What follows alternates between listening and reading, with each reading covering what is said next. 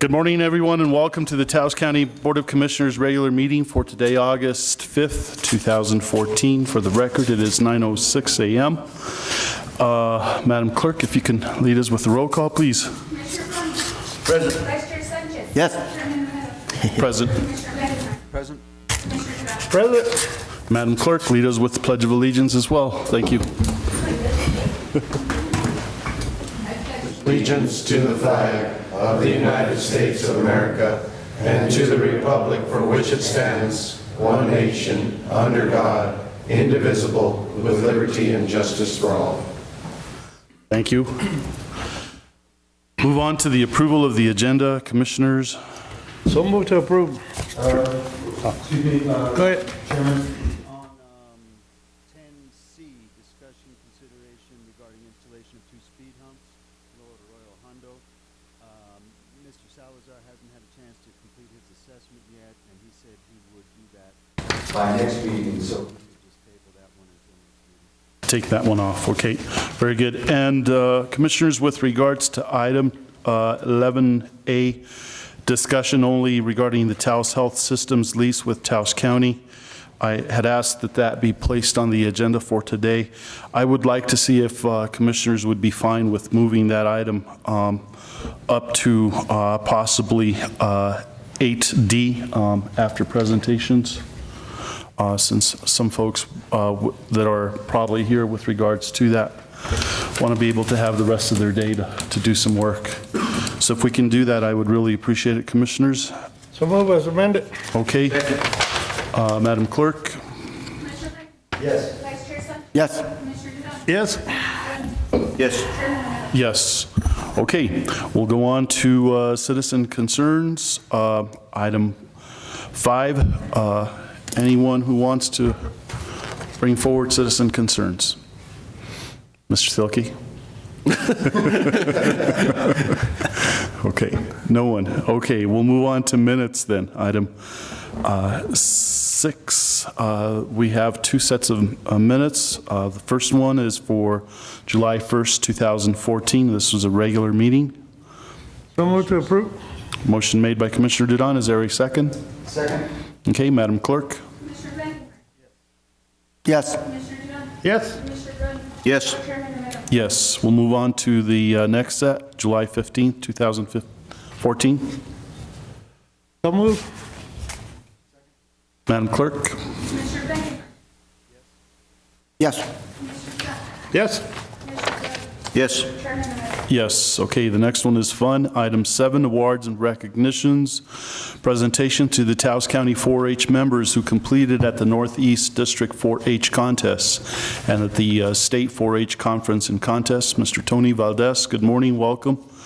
Mr. Valdez is from the Taos County Co-op Extension Service Agent, and Ms. Monica Gonzales, good morning. Gonzales-Wilder, 4-H Program Assistant. Good morning, Chairman Gabriel Romero, and the rest of the commissioners, county manager, county attorney, and the rest of the public. Thank you for this opportunity to be before you, to present to you, hopefully, something that I think you'll be proud of with the youth of Taos County and the 4-H program. One of the things I wanted to mention that you may not be aware of, and maybe you are, and that is that May 4th of 1914 was the creation of the Cooperative Extension Service, which I am part of. And with that came all these other things, the good things that you see and have heard and know of our agricultural industry as it exceeds in the nation as you see it.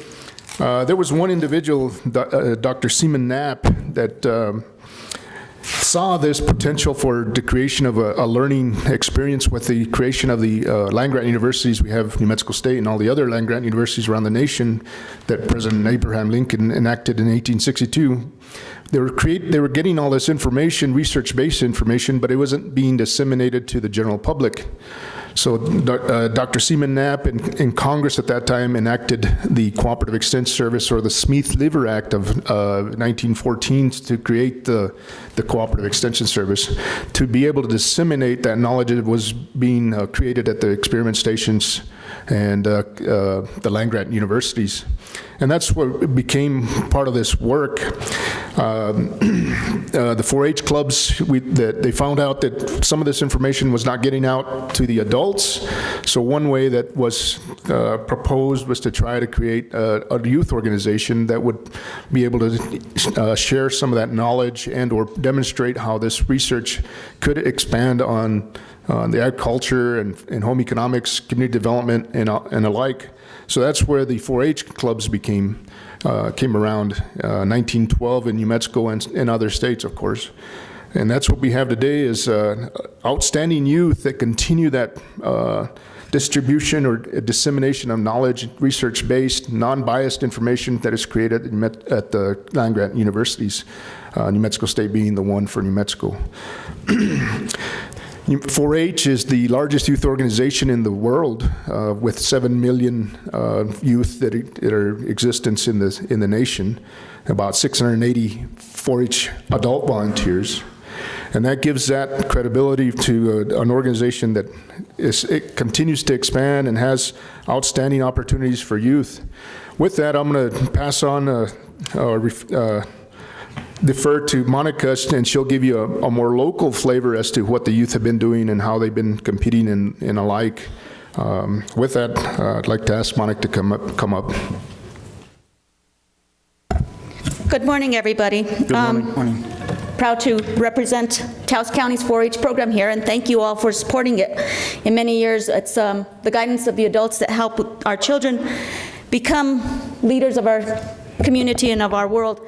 And with 4-H, that's what the goal is to make the place a better place. Our 4-H kids this year have been really busy. They've been keeping our office really busy. I've been on the road quite a bit, hauling these kids around. They are a joy to be with. So right now I'd like to present to you the Northeast District Contest is for the novice and junior 4-H members, which is 8 years old and in 3rd grade to 12 years old and in 7th grade. The ages of these kids compete against the 9 northern counties of New Mexico. And absent at this point in time, though, is Seth Adams. She is a member of the North Taos County 4-H Club, placed 2nd in showmanship at halter at the District Horse Show, 3rd in Western horsemanship, 2nd in Western pleasure, 3rd in trail, 3rd in barrel racing, and 3rd in pole bending, which qualified her for the Expo New Mexico State Fair 4-H horse show. Our next recipient was Jacob Martinez of the Lucky Sevens 4-H Club. He is absent at this time, and he competed at the Northeast District Shooting Sports Competition in the .22 light rifle and target rifle shooting competition. Present here with us is Daniel Pacheco of the Lucky Sevens 4-H Club. Daniel, please come forward. He placed 4th place in the compound bow archery contest at the State 4-H Shooting Sports Competition at the Whittington Center. The certificate, Steve? We have them right there, Monica. We just need to get those in order. And if I could ask the commission to come down on the side, and that way we could congratulate the young men and women that are with us today, I'd appreciate it. Thank you. Let's see. Daniel, here you go. Awesome job. Shake their hands as they come down to the... Well, I got an X-ray to roll. Okay. Just hold on, Daniel.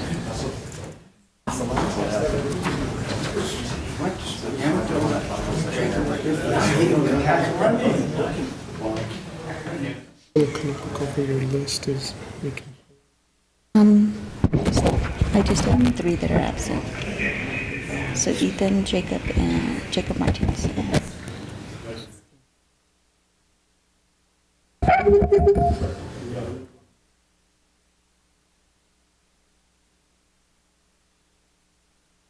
Next would be our Sarah Randall of the Lucky Sevens 4-H Club. Sarah placed 1st in shotgun and competed in .22 light rifle and target at this district shooting sports competition, and also competed in favorite foods competition and placed 2nd in general presentation at the Northeast District Contest. Thank you, Sarah.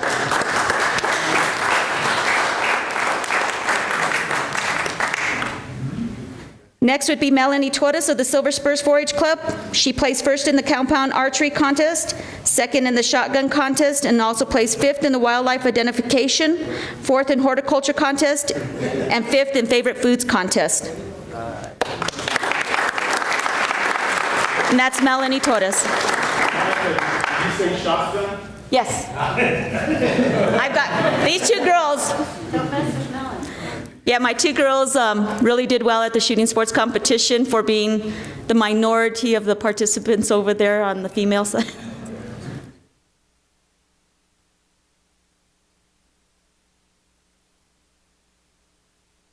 The next one that, starting with our state 4-H conference and contest level, which is our senior age groups only, and these kids compete against all the 4-H kids in the state of New Mexico. Our senior age groups are from 13 years of age in 8th grade to 19 years old. And absent here is Ethan Adams. He's from the North Taos County 4-H Club. He placed 5th in the muzzleloader team competition and also competed in shotgun and livestock judging contest. But he's not with us today. He is, I believe, baling hay probably for his family's farm up in Jaroso, Colorado.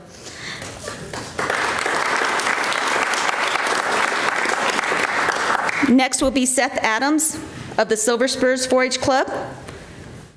Seth competed in the .22 rifle team competition and also in the shotgun team 2 competition.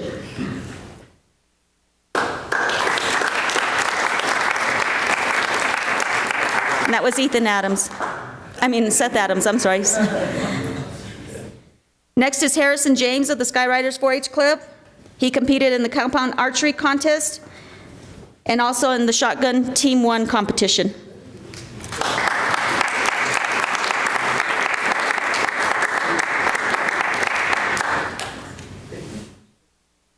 Next is Elizabeth Pacheco of the Lucky Sevens 4-H Club. Elizabeth competed in the compound archery, .22 rifle team, horse judging contest, and she also performed at the vocal section of the talent contest at the state 4-H conference.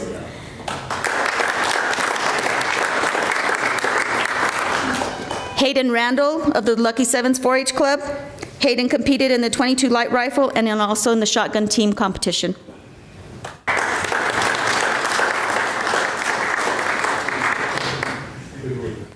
Brian Roberts of the Lucky Sevens 4-H Club is our outgoing ambassador, state 4-H ambassador, and also competed in prepared public speaking and livestock contest.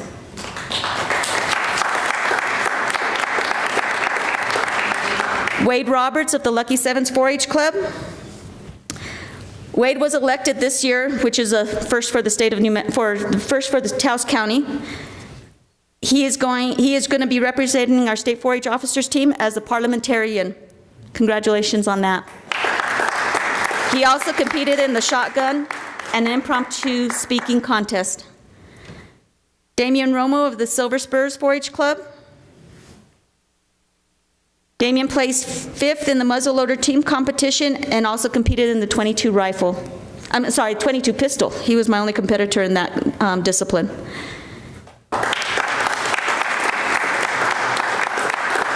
Next is Justine Sandoval of the Lucky Sevens 4-H Club, who also made history for Taos County at the state conference. She placed 1st in the prepared public speaking contest with her speech, qualifies her to Western Roundup in Denver, Colorado in January to compete at the national level.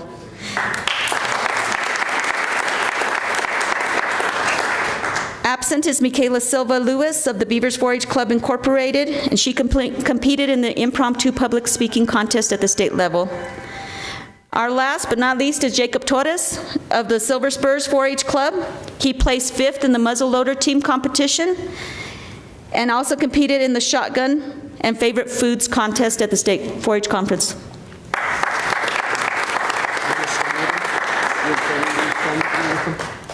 We'll get you guys.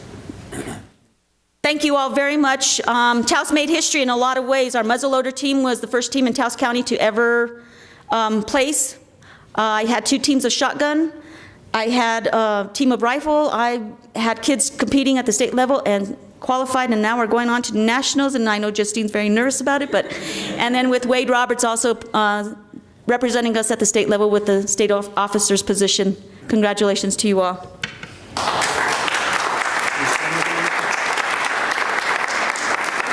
So any parents that want to come up and take pictures, it would be a good time now. If you'd like to come up.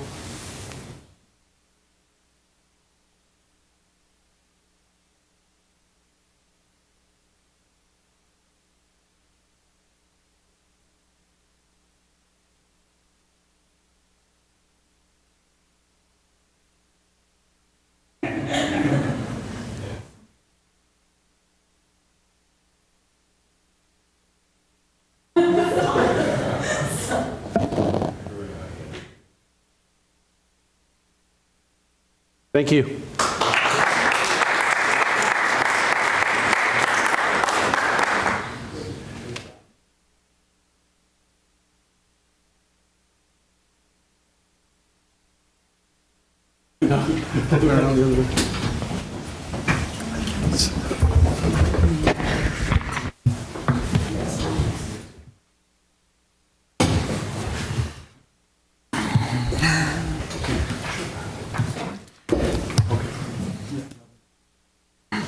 Chairman, if I may. Commissioner Barone? I just, want to take my hat off to Tony and Monica and all the parents in that group that continue to, enhance ag in our community. We talk about sequias, we talk about farming, we talk about ranching, and it's something that we continue to support in our community. And thank you for continuing to bring up and lift up our kids in our community to know the importance of the different possibilities in our community. So thank you. Anyone else? Commissioners, I would like to echo exactly what Commissioner Barone said. There's a lot of work that goes into producing fine young people, and you and Monica and everyone else have done just that. It's amazing how many talented and smart, full of wisdom individuals Taos County has produced in all these years, and they go on to do quite a bit, and they contribute quite a bit. Some of them leave Taos, some of them stay, but they all do really well. We need more programs like you, and so thank you for all of the work that you do. I did want to, I spoke just briefly to our county manager before the meeting this morning. There's a 4-H sign that is out by the highway in Llano Quemado. It's barely seeable. It says you're coming into where just catty corner to where West Romero Road is, and it's been there for years. It's in need of some work on it, and I asked our county manager to see maybe if the county could help in making it look better and more presentable. The weather has taken its toll on it, and so hopefully, Mr. Archuleta, we can do something to make it visible again. And it's a welcome sign, actually, for visitors to Taos County by the 4-H Club. I believe that sign is FFA, Future Farmers of America. I'm not sure if that's the same one, but that you're thinking, but it's kind of weather beaten. Yeah, so Joe Torres and the FFA chapter of Taos County would be mostly responsible for that. I think that's what you're talking about. Yeah. So we'll talk with them or mention that we need to refurbish that, or even take it in the shop and repaint it and that kind of thing to make it look good again. Yeah, that would be great. As you all, thanks for all the comments and compliments and all those kinds of things that you just addressed us with. The other, I guess, not only are the youth important, but it's their parents that carry their ability to get to meetings, to get them to activities and all those kind of things. They go unrecognized a lot of times, and if it wasn't for the 68, I believe, 4-H adult volunteers in the county that carry the burden of bringing these kids and giving them the ability to get to things like the Taos County Fair and other events and things, I don't think we'd have a program. So our hats go off to the leaders, because it wouldn't be possible for me and Monica to do it all if we didn't have the parents and leaders that also contribute tremendously to the program in time and money and travel materials that is unrecognized a lot of times. So my hat goes off to them, and I hope that you all recognize that as well. And I was going to alert you to the Taos County Fair that's coming up next weekend. I did give you some books. I think you have it in front of you. Yeah, and we're dedicating this particular county fair to Gilbert Segura, who created the expansion over there with the facility that we do have now. The Juan I. Gonzales Memorial Ag Center, as you all recognize. And you guys have been very supportive in helping us out. Steve has been tremendous in meeting with us and trying to meet our needs as far as gravel and base course and lighting and all those things that kind of get set aside. So he's been addressing that along with Mark, and that we thank you for that, and thank you for all your support and everything else that you do for us. With that, thank you. Thank you. And Chairman, again, you know, if you really want to support our local 4-H clubs and stuff, that county fair is an awesome way to do it. You know, they do have an auction, a livestock auction, and I mean, it's one way to go see what some of our kids have done within our community. You know, and not only some of our kids, but some of the adults that get involved, and some of the adults that actually show some of their canning and that type of stuff that goes on within the community. So again, thank you, Chairman, thank you for this opportunity and the kids to really shine in our community. Thank you. Okay, we do have someone that wanted to come before the commission with regards to citizen concerns, and Mr. Jim Deffenbaugh, if you can come forward. Good morning.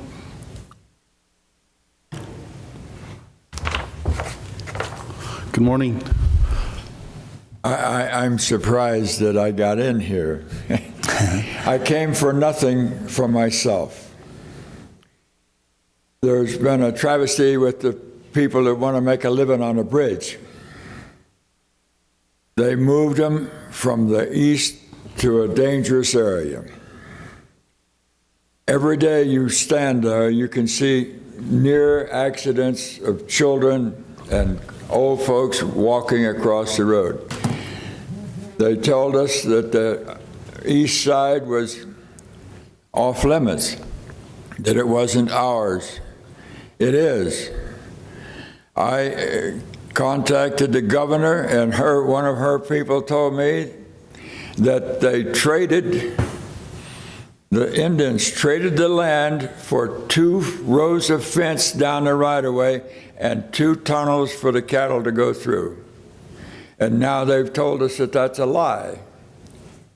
Well, most of the people in here are. We want the east side to be opened. They cost $93,000 to move those barriers in. And you and I and all of these people out here paid for that. And it's idle. There's no use to it. Please, if you will, open that back up again so these people can keep working instead of holding their damn hand out. When you hold your hand out, there goes your pride. Without pride, you have nothing. That's all I got to say. Work on it. Mr. Chairman, sir, do you have, you stated that, You have to let me come up here because I'm deaf as a damn doorknob. no, you stated that they had traded for fencing and for 2 underpasses. Yeah, I read this article. Do you have that in black and white? Pardon? Do you have that in black and white? You have to yell. No, I said, do you have it in black and white, in writing? It's in one of those letters I read, yes, in the governor's office, yes. And a guy named, I think his name is Thompson, is working on it now, but they haven't done anything. They're stubbed their toe. I saw well, it was Sunday, I was over there. I got a little nursery over here in Carson, he knows. And I go out there with him on that, and 2 or 3 times that trucks made black marks in the road where children were crossing. Over on the east side, they don't have to cross. No, that's very true. Mr. Chileta, what was the latest with Mr. Gabaldon? Mr. Chairman, Commissioners, You guys' power to do that, I'm sure. well, that's actually state highway, and so it actually reverts back to DOT, but I have not talked to Mr. Garbadon recently about that. We're talking about some suicide phone lines out there at this point, but I can ask him and get back to the commission at the next meeting. Don't you guys be like the guy that built the road to the other side of the gorge with no bridge. That's what started all this mess in the beginning, isn't it? Yeah. But it was. They did. Did you have any information? Built a road right up to the bridge. Where the bridge is now, there was no bridge. Thank you. Okay. Yeah, because, Chairman, because it's more of a hazard now that they're on the west side. You know, it's Help those chaos. people. They need it, and you'd rather see them taking money in than to hold their hands out, I'm sure. There ain't one of you that would. Gonna happen. And the first thing, the county's gonna be sued because 3 of those kids or 4 are going across the road and one of them trucks is gonna nail them. And it's happened twice while I was over there on Sunday. Almost. Mr. Deffenbaugh. I was just going to ask Steve. Steve, at one point, and I'm not sure if you were here at that point, but there was an agreement with the BLM, and the BLM was supposed to actually, there was a piece of property that they were actually going to enhance over there. Correct. And do you know whatever happened with that, or? Mr. Chairman, Commissioners, there hasn't been any movement on that. You're exactly correct, Commissioner Brony. It was actually on the south side of that west area where they were actually going to make a parking area, and they were also going to make a vendor area so that people wouldn't be having to cross the bridge in order to do that. But there's been no movement by DOT or BLM in that. So I can follow up with them and see where they're at with it and what's the projected date so that we can look at that. Okay. Maybe we can get something at our next meeting. Yes, sir. Noise. Distract people. There was nothing to that. It wasn't intended to be built? Yeah, it just never did anything happen. The only people that can make it happen is you guys. And if you don't want any deaths on your conscience by pushing them over on that west side, fix it. Thank you. Thank you. Thank you. Thank y'all.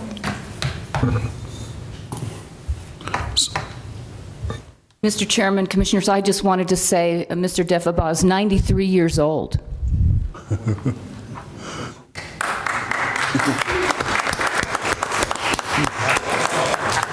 Carson has been good for him.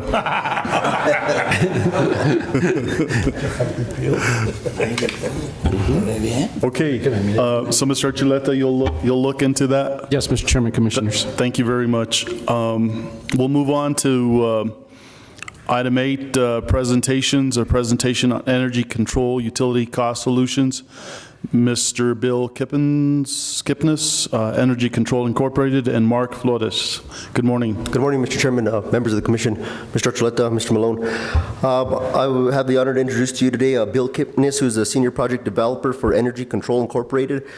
Mr. Kipnis has visited me on a couple occasions and has wanted to have my ear to express his knowledge and understanding of how Taos County may be able to go about saving some money on energy, if it's water, electricity, gas, and so forth. He's currently working with the Taos Municipal School District to try and help us save money at some of our sites. So I thought it would be a good time to bring him in to share with you guys what he has to offer Taos County and how we may move forward in the future, possibly saving our taxpayers money and saving and prolonging the life of our equipment in our new complex. Thank you. Okay, thank you. So, Chairman, Mark, before he gets up there, and I just, because we have energy and utility cost solutions, you know, when we built the complex, there was some savings, and we've never really gone after them because of the big power grid that we have, you know, Our large power agreement? Our large power agreement, and there was an option that was brought to us, and it was a savings of about $3,000 a month. And do you know where that is? Mr. Chairman, Commissioner Brony, I spoke with Richard Sanchez, who's our construction administrator and construction manager, oversaw the construction of the facility yesterday. He is currently working on that. Right now, we have 3 large power agreements. Right. We got a transformer for each one of our buildings, the detention center, the court building, and the administration building. Right now, we're utilizing about 35% of the 100% of power that we have available. If we do not utilize 75% of our usage agreement, we are penalized between $3,000 and $6,000 a month. So currently, we are spending more than what we need to, and we are working on getting primary metering and getting away from that large power agreement. So Mr. Sanchez, in discussion with him yesterday, is looking into it, and he's been the primary contact for that project there. I know there's be a cost to do it, but in the long run, the savings would be. Yes, there is going to be an upfront cost, because what happened is when they built this building, they projected the size of the building and 20-year growth, and said, if you guys expand to this size, and if all the lights are on in the building and they all turn on at the same time and turn off at the same time, if all our chillers kick on at the same time and boilers, we're going to have a big spike in power. You guys are going to be utilizing all this power. Well, we've managed the building so that lights turn on, and off intermittently, and it's not a big spike. Our chillers turn off, and they're managed to try and save energy. But we're not utilizing that amount of power that was set aside for us. And so, when we don't utilize it, we're penalized. And we're trying to get away from that, because right now, in the last 3 years, we've been really flatlined in our usage, and we don't currently need it. I don't see us putting an 80-bed addition to the detention center anytime soon. So I'll speak with Richard on that, but he would be the individual that has the inner workings of that. Yeah, because it's a big savings. I know that we did that within my own business, and we broke up those big power grids, and it was big savings. So. And hopefully, depending on where we move forward with this and with Mr. Kipnis, hopefully, I know it's my intention and my hope, along with the county managers and Mr. Richard Sanchez, to hopefully go as green as possible with our facility, get some solar panels up here and try and go green, per se. Thank you. Thank you. Thank you, Mark. Commissioner Blankenhorn. Yeah, thanks.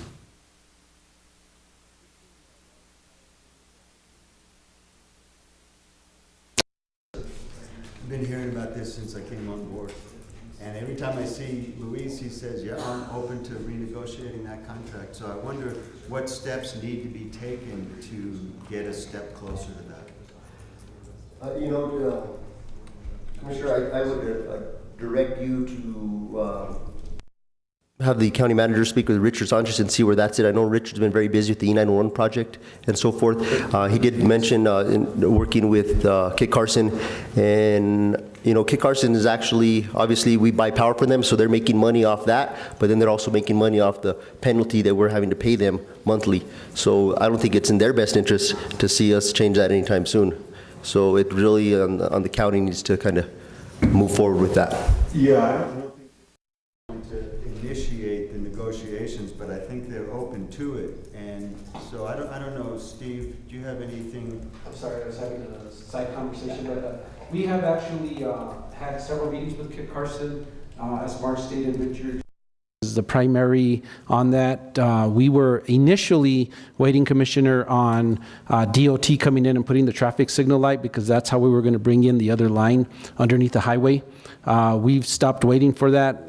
That has not been funded at the state level as of yet. And so we're now talking about where the transformers are going to sit. We're also making sure the easements are in place. And then Taos County will actually be doing all the digging for those lines and the metering of that. Primary metering, or what's that called? Primary metering. So we have had those discussions already, and we're already drawing up a plan in order to move forward with that, and our hope is to get that done fairly quickly. As to the contract, there's several provisions in the contract, mostly having to do with money that would have to be renegotiated. Have we made a proposal to Kit Carson to change some of those numbers and provisions? Yes, and actually Mr. Reyes has said that he'd be willing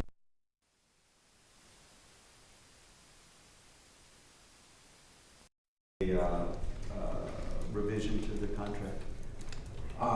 Those numbers will have to be worked out once we get the dimensions. Again, like I stated, the major issue for us is that we were going to bring those primary lines underneath the highway, and we were going to do that in conjunction with DOT. Since that hasn't worked out and DOT hasn't even funded that program, we're going to have to bring them off. I believe it's going to be Gostorp, is my understanding, is where those primary lines are going to come from.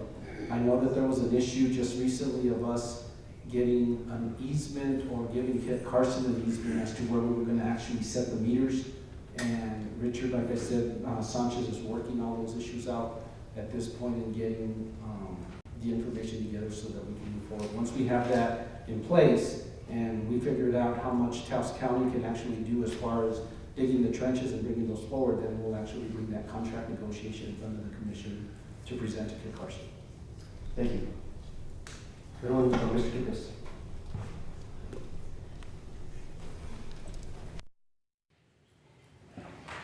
Good morning, welcome. Good morning. Thank you, everybody. Thank you, Mark.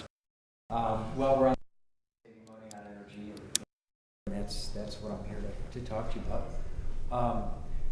As a little background, our company's been in New Mexico for 34 years. I've personally been in Taos 1997.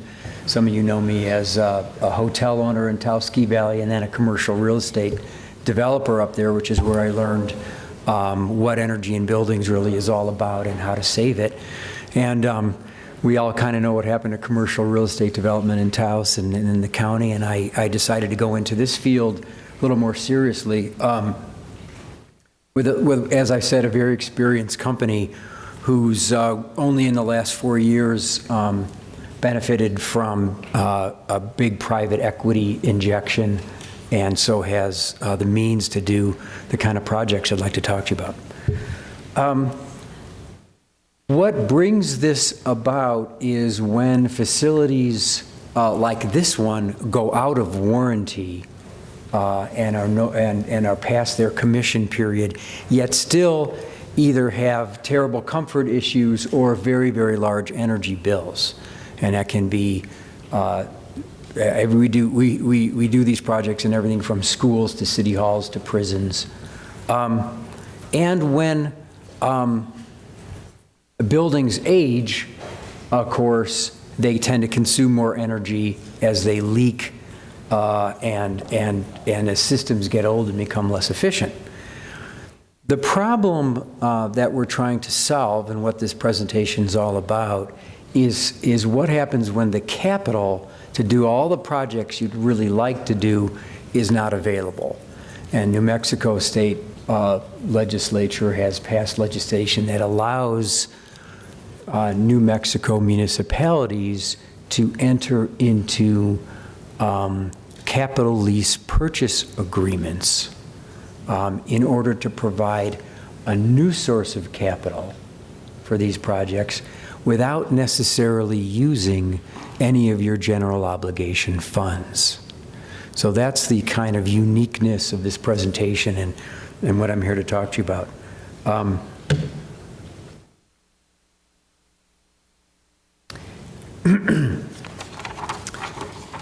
You are limited as to when you can take advantage of this opportunity to do these kind of projects that have been on your mind, or to look into what energy savings or renewable energy projects are really available to you. First, let's say you identify, or our engineers identify $2 million in projects that you'd love to have for the taxpayers of the county. And you're not sure where that funding will come from. It's not in your ordinary budget. You're allowed to use this legislation when the lease payments for these projects are less than the amount of energy saved in dollars. So let's say you enter into a capital lease for $2 million, and your lease payment on that, let's say, is $20,000.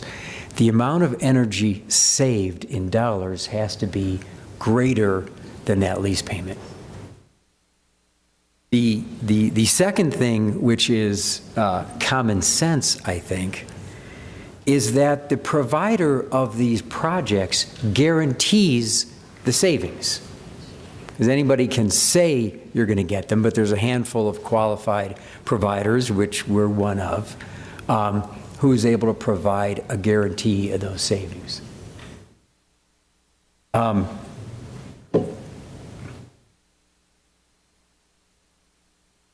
So what are we talking about? Well, it depends on the building. Solar PV is one of the most common. We all know what the energy savings is on that. You pull less power from the grid. Replacing inefficient equipment, water-saving equipment, providing higher efficiency boilers, insulating buildings, new window systems. Any of these are potentially financed through this legislation and through this process.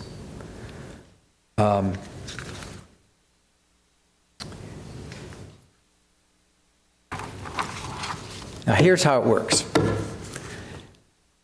What we do is we look at your energy bills. And we see that, for example, the jail is using a tremendous amount of water, maybe more water than a similar jail of a similar size in a county elsewhere in New Mexico. Maybe it's also using more hot water. Maybe it's using more gas to heat the water, considering the volume of water that you're using. Maybe your expenditure on air conditioning, the electricity for air conditioning, is higher per square foot than similar buildings around. We look at your energy bills, we look at how you're being billed, we look at how Kit Carson is charging you during peak periods, how they're charging you in less than peak periods. And we go through the hard work with our engineers of looking at all of your buildings. And we come up with, okay, we think you would possibly qualify, that we've identified savings, and we quantify that in a general way, and we quantify in a general way how much it might cost to do projects that you've identified and we've identified. And then we present you with a return on investment pro forma kind of scenario for you to look at. And obviously we work closely with Mr. Archuleta and with Mr. Flores. And this takes a little bit of time, and we do it on our nickel. Obviously, we don't want to do it if in the end you have no interest. So it's a good faith beginning with a clear end result that if the county can save money, and the projects are desirable in other ways, that there's a possibility that we do them. We form an agreement, again, potentially at no cost to you, where we do a very extensive bit of final engineering on these projects. It's expensive for us. We take it very seriously. And when it's done, its goal is to verify what we said preliminarily you could save and what the projects might cost. The New Mexico Department of Energy, Minerals, and Natural Resources in this process serves as as the county's consultant. They review our energy savings estimate for you. They go through the projects line by line, and review all of our engineering and the guarantee that we're providing. And if they say yes or send it back to us for re-engineering until they say yes, then you would be ready to go with a lease purchase agreement. That's the broad outline of how these work. We've done lots of them and lots of projects around the state and out of state. If you'd like to see any of those, I'd be glad to show them to you. And I guess I leave it for questions.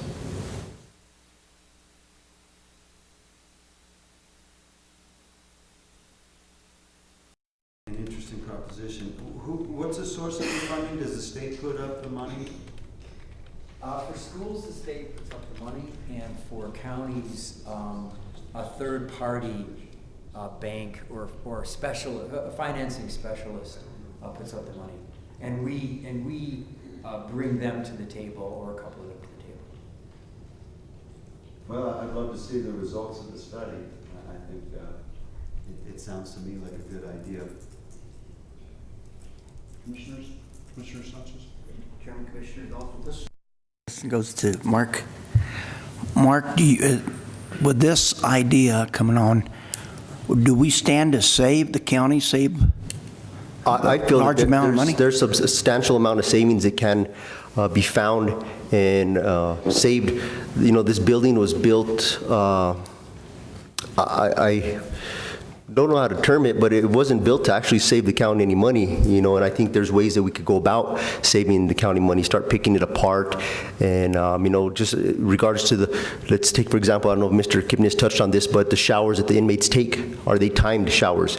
Do we have, I know when I was in the military, you had 30 seconds or a minute to get in there and take a shower, and you were done, you know, I mean, are they singing in the shower in the jail, or, you know, do we time the showers, do we, certain things like that, which reduce the amount of water being heated in our boiler room, and they'll find inefficiencies and bring a solution forward as to how we can save money and be more efficient. And I think we really need somebody to look at that. I myself cannot do that. You know, I'm not in that field. I'm not the professional.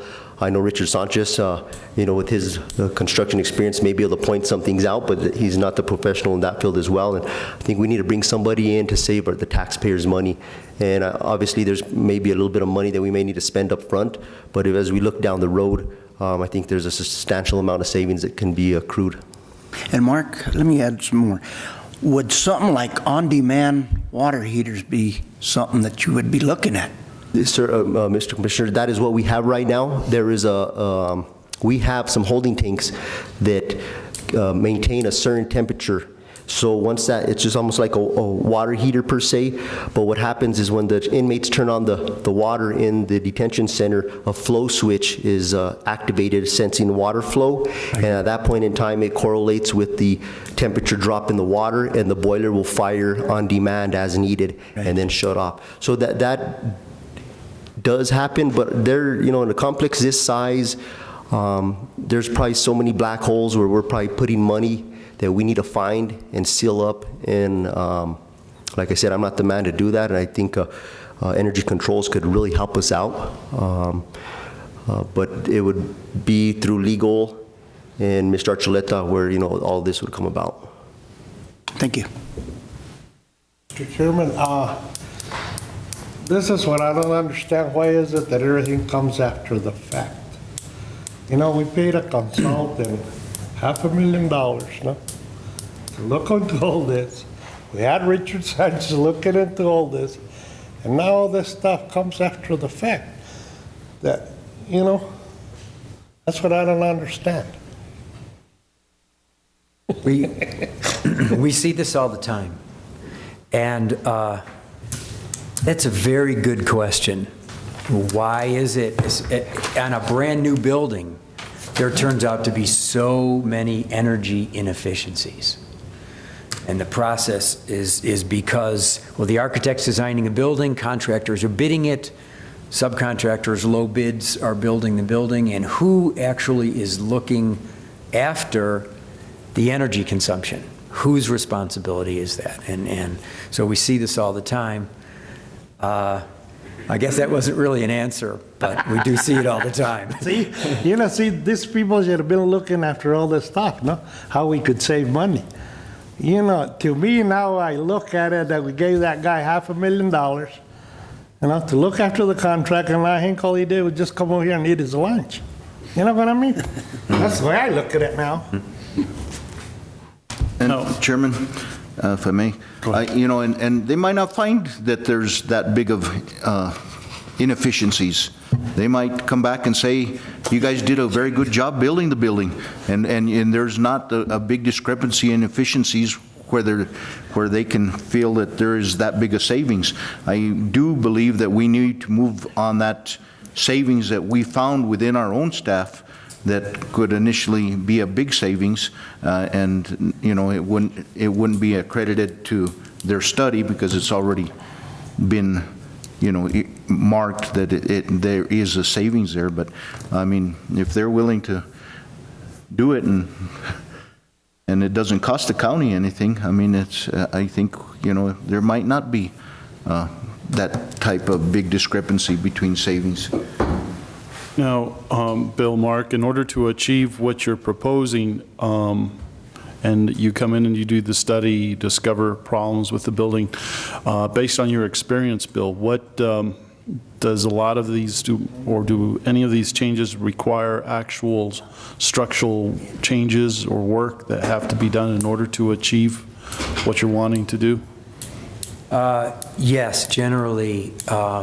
Maybe not under the topic of structural, what holds up the building, structural engineering, but in terms of boilers, compressors, air washers, air distribution system, building controls, what turns things on and off, and when do they turn on and off. Generally, yeah, there'll be infrastructure work of that type. Mr. Archuleta, recently we had to replace, what was it, Mark? Was it a boiler, or what was it that cost the county quite Several boilers, actually. Several boilers, and this is a very touchy subject on my end. I mean, it kind of pokes at me, but so we're known to have hot water here in Taos. So during the construction phase of the project, they tested our water. Well, the water was found to be right on the border of being hard and not being hard, per se. These boilers that we installed under a certain parameter of hardness required a water softener. Now we're right there on that cusp, right on that border. I don't understand why we did not install a water softener in the initial phase. We're borderline hard water. We've had boilers, $80,000 boilers, which have a $20,000 heat exchanger, calcify on us.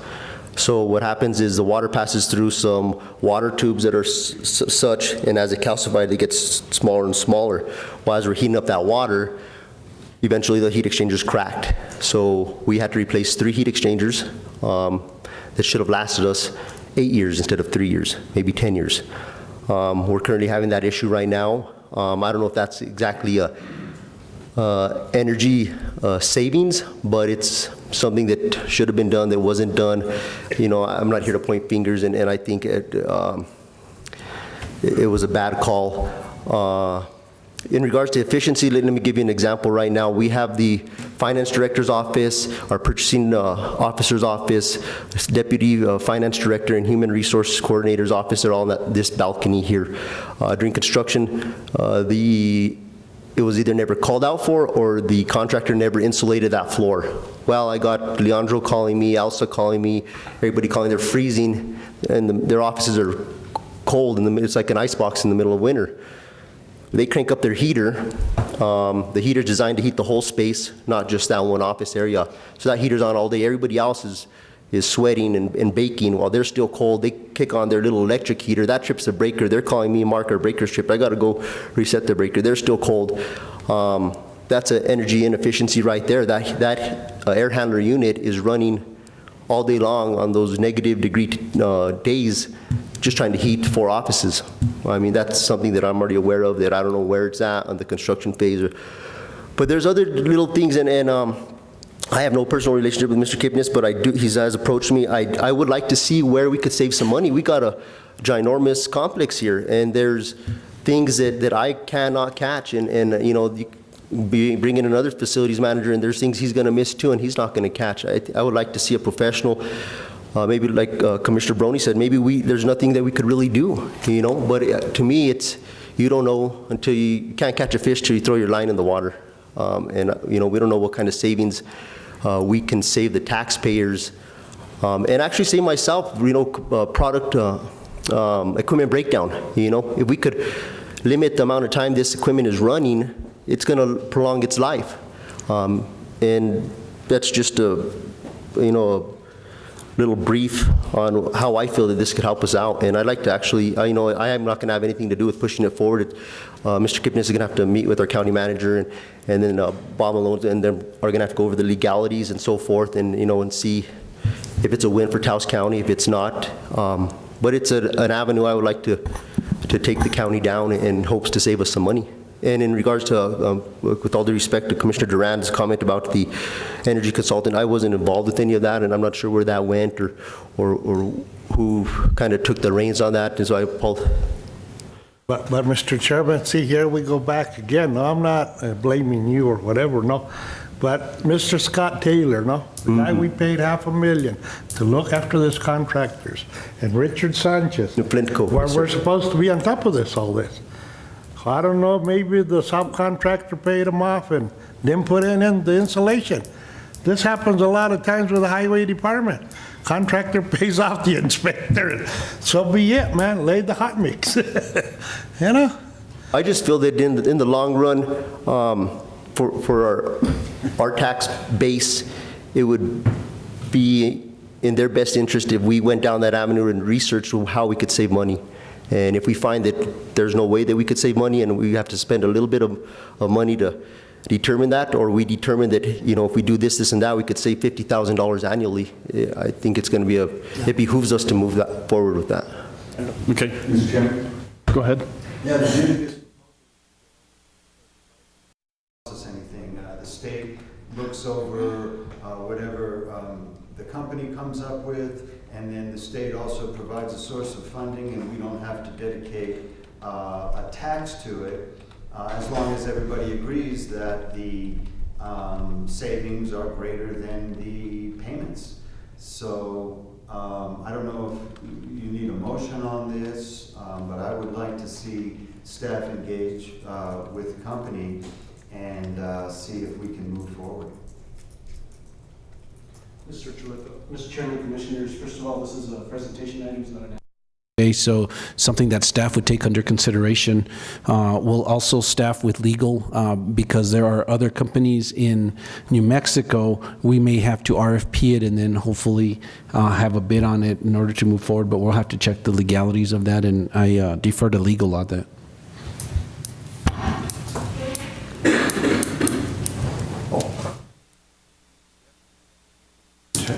Make a determination. If there's some exception in the statutory reference that you gave us, then maybe it's not. But as a general proposition, we start with the idea that procurement has to be compliant. Okay. Okay, thank you. Anyone else? Thank you, Bill. Thank you, Mark.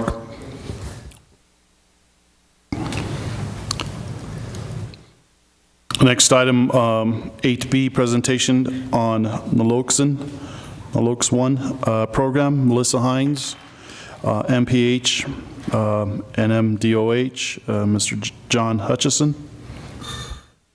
and Rita Torres. Good morning, welcome.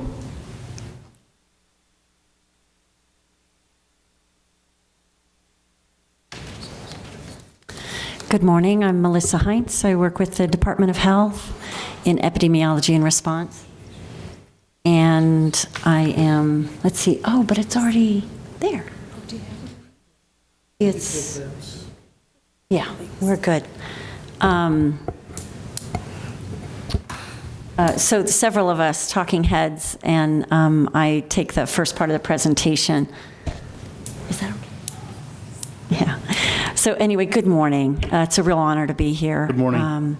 It's been an honor to work with TAOS Alive and community partners like Rita Torres and John Hutchison for the last 2 years. And so what we're presenting to you today is really part and parcel of a much broader and impressive effort. And I work all around the state with different community groups, and I have to say that the most compelling, the most active, the most determined is up here in Taos. So you're very lucky to have them. So starting off, a beautiful morning with a grim topic of drug overdose. And I wanted to point out just a few things regarding the epidemic of drug overdose, and point out that when I describe drug overdose, I'm talking about both illicit and licit. So in standard English, that means both heroin, methamphetamine, and prescription opioids such as OxyContin, hydrocodone, and the like.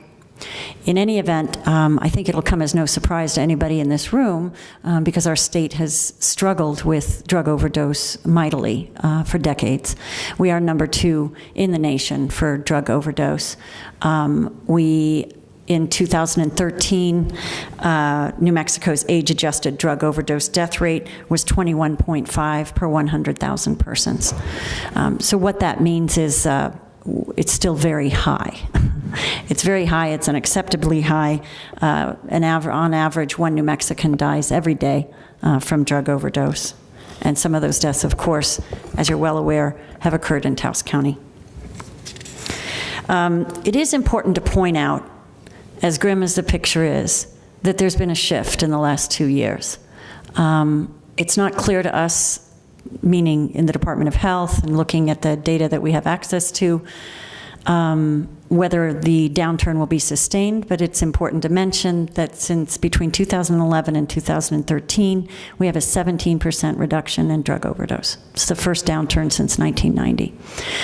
Something that we're doing is working. I'm going to talk to you about a few things that we are doing after we go through and review the epidemiological data.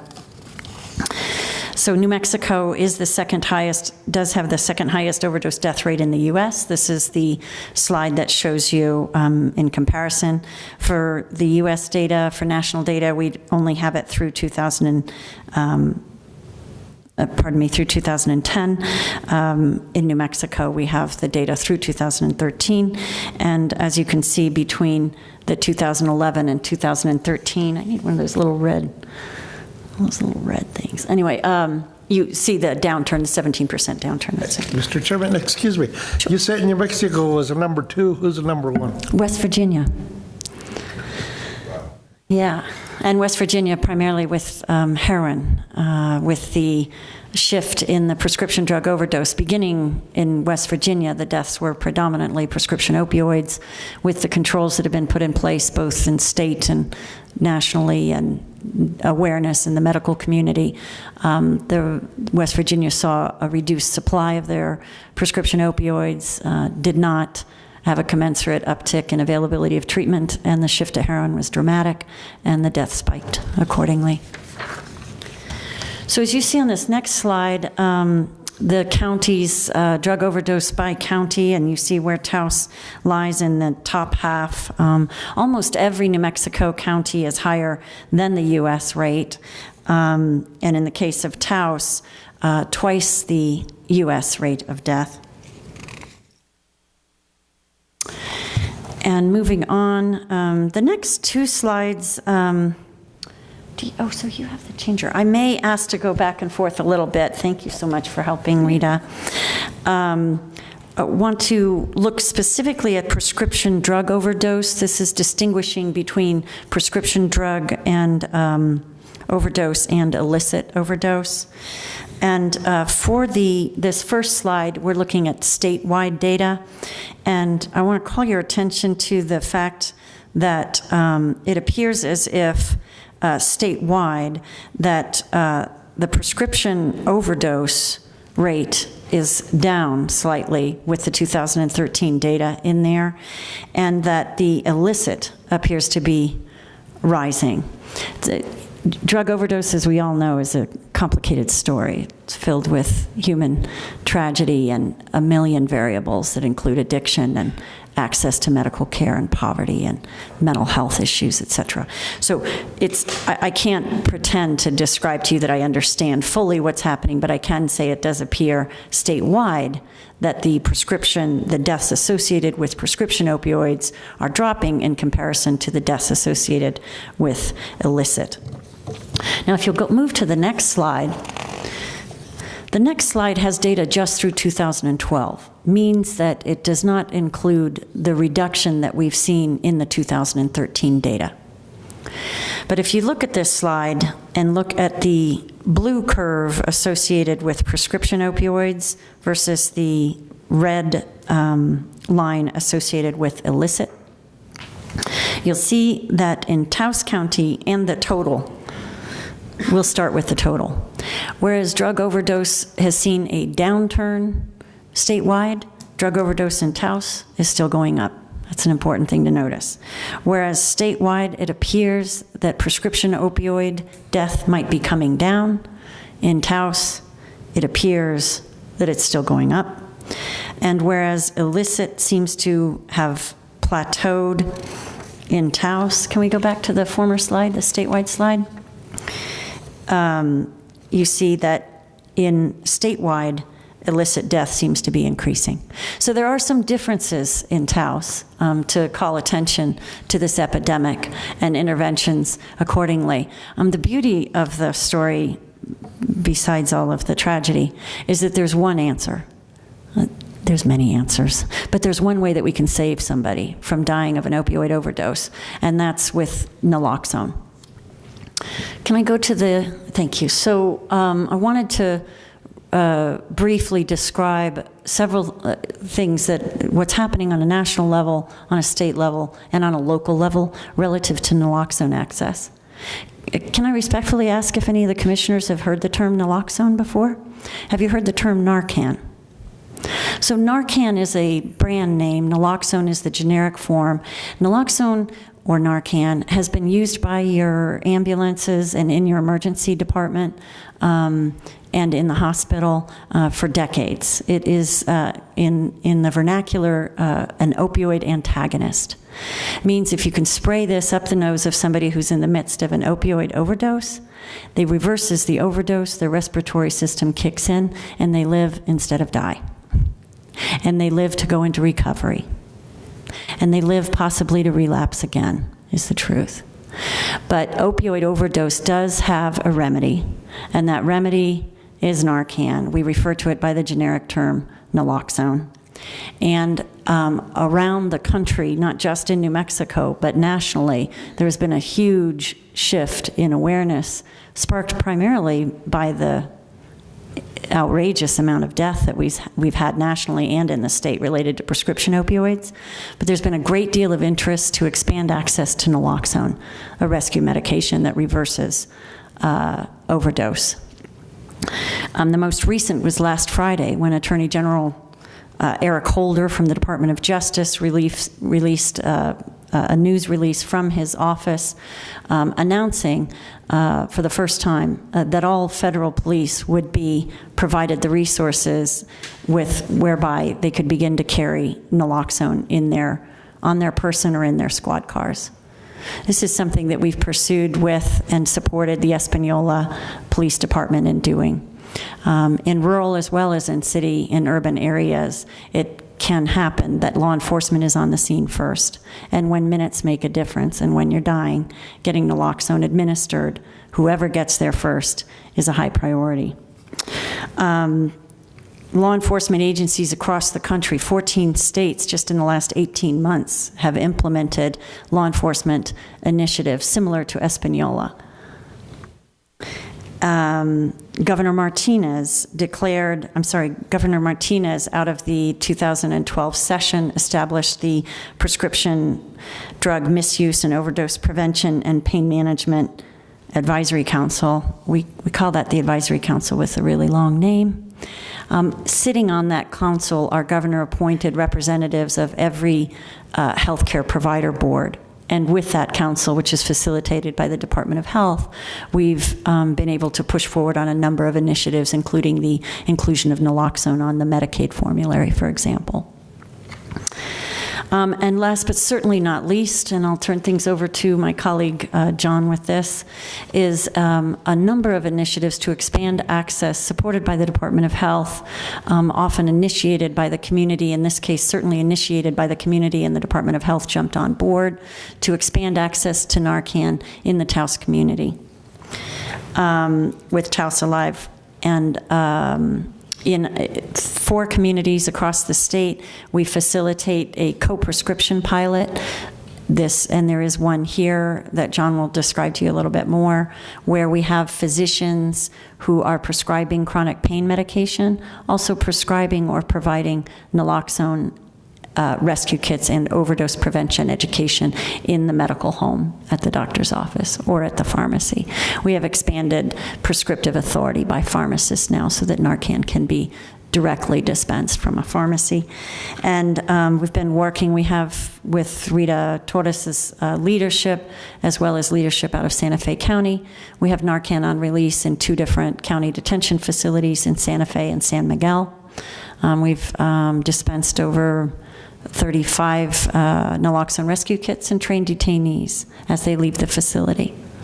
Rita will talk more about how we are hoping to move in that direction and have been meeting with the Taos County Detention. We're meeting with state police, we're meeting with Santa Fe County Sheriff, Chief Garcia, Santa Fe, City of Santa Fe, all interested in getting naloxone in the hands of law enforcement and through public safety. And we're moving on all of those initiatives and planning phases. So thank you very much for your time. I'm going to turn it over to John to talk about local initiatives. Now, Melissa, the deaths that occur, were they overdoses? Were they intended suicides? How do you? That's an excellent question. There are always included in the overdose death data a very small portion that is directed to intentional. 98% statewide of our overdose death is unintentional. That data might shift on a local level. John is going to present some data from a field investigator for the Office of Medical Investigation. Okay. But good question, Commissioner. Thank you. Any other questions? I'd be happy to respond. Thank you so much. Good morning. Good morning. This slide might help to answer your question a little bit. So this is data from the Office of the Medical Investigator for 2011, 2012, and 2013. And it's overdose death rates for Taos County. And as you can see, most of the overdose deaths are from prescription drugs, and most of them are intentional. We're seeing and hopeful that there's a slight downward trend between 2012 and 2013, and it looks like the 2014 data is following suit. So we're hoping that some of our interventions are starting to pay off now. But, about 12, 13 deaths in 2011 and 2012, a little bit less in 2013. Most of them unintentional and most of them with prescription drugs. Do these deaths take place within a certain period of time, or do they take place throughout the year? Is it calendar year, Melissa, that? Well, the data that I was presenting was a moving average from 2011 to 2013. It's a trick that epidemiologists do. But this data is annual, and it appears to be calendar year. But yes, all not in any specific month, but across an entire year. Right. Oh, okay. So calendar year. This, the next slide is rather busy, but I put that in there just to illustrate that it takes a community effort to help curb substance abuse. And so prevention, treatment, working with city government, county government, behavioral health, medical people, and really the same person that is overutilizing the court system and the jails is probably overutilizing Holy Cross Emergency Department and behavioral health. And if we can work together to get interventions at these different places, and try to get the person some help, we might be able to save a life, not only save a life, but save a lot of money, because it's very costly. All of those places are very expensive for these people to frequent.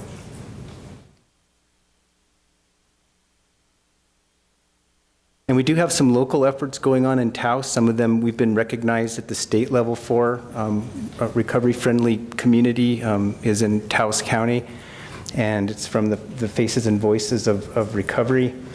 And they have an annual substance abuse summit that they did. And so we're the only one in the state. Taos Alive Drug-Free Community is a coalition that does prevention efforts, and they're very active in the community.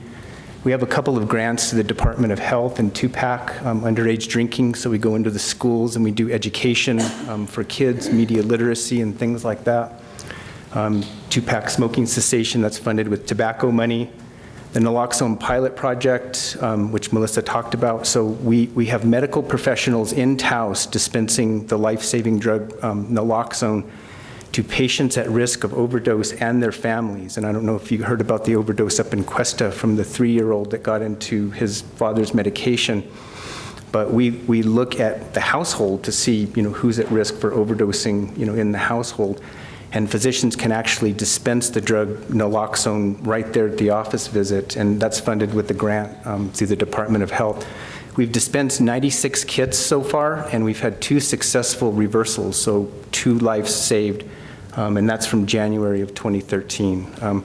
The cost of naloxone is, about $50 a kit, and so nationally, this is a big trend. And the idea is, to keep these people alive until we can get them help. And so, again, at any point where these people are in trouble and they're identified, we should be referring them to behavioral health, getting them treatment and getting them help. And so, so again, good cooperation between everybody is key. Melissa talked a little bit about the Pharmacist Naloxone Prescriptive Authority. And so in the state of New Mexico, pharmacists can now prescribe naloxone with some special training, and Smith's is at the forefront of this. So if you were a patient at risk of overdose and you were going to your local pharmacy and that was identified, the pharmacist can actually prescribe naloxone for you and dispense it right there at the point of care. And it is paid for by Medicaid now. It's getting on the prescription formularies, and a lot of momentum with this effort, nationwide, because of the prescription overdose problem, which really is an epidemic nationally. We have drug disposal drop-off boxes for prescription drugs. So there's a drop-off box at the Taos Police Department and the Cuesta Police Department, and they're open during business hours. And they take any prescription drugs, but the idea is to get the narcotics out of circulation. And so, again, if you think about that community map,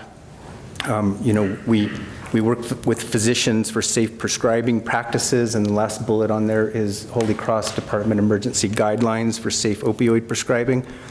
So emergency departments are notorious for people going to them and seeking drugs, and so we put guidelines in the emergency department, and they're safe and compassionate. We're not out to undertreat pain. We're not out to turn anybody away.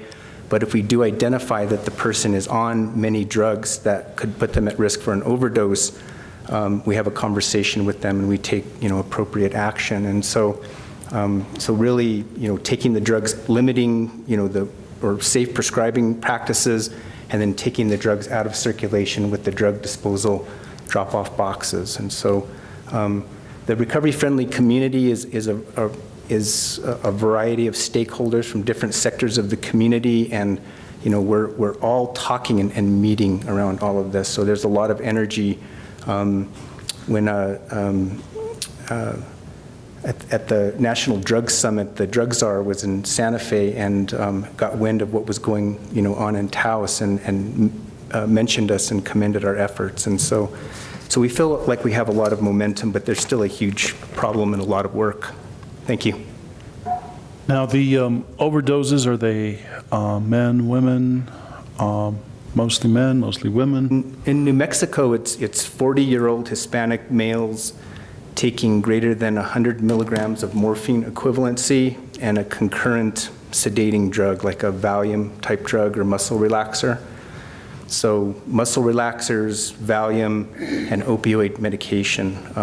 But there's an interesting national trend that middle-aged female is the new rising demographic in drug overdose deaths. And so, and we saw that actually one year, I think it was in 2011, in speaking with the local OMI field agent that Melissa was talking about, and we did have a spike that year in middle-aged white women. Okay, Commissioner Sanchez. Chairman, Commissioner, Mr. Hutchison, how do you go about, we got a problem when family members, younger family members take from other family. How do you try and correct that problem? I mean, it's happening, Well, we have, there's a number of safety measures that we're doing. It's part of it is education. And so we have actually distributed drug lock boxes, okay? We education out there not to share your medication, lock them up, child-proof caps, and then intranasal naloxone. And this really tragic and unfortunate death of the, or not death, but overdose on this young child in Cuesta. If the parents would have had naloxone and they would have used it, right then and there when it was, identified, that could have been a whole different outcome. And you probably heard of the incident in Cuesta, correct? With that Yeah, little- that's what I'm talking little guy, about. yeah. Yeah, the one in Cuesta. So It's pretty sad, yeah. It is. It's very sad. Any more questions? Thank you. Stephen?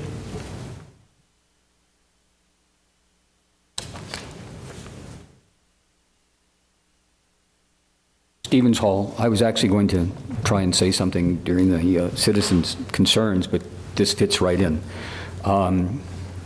Some weeks ago, I came across 7 empty prescription drug containers a few miles beyond the mouth of Taos Canyon, up the Rio Fernando, within Taos County, on Forest Service land, not far from State Highway 64.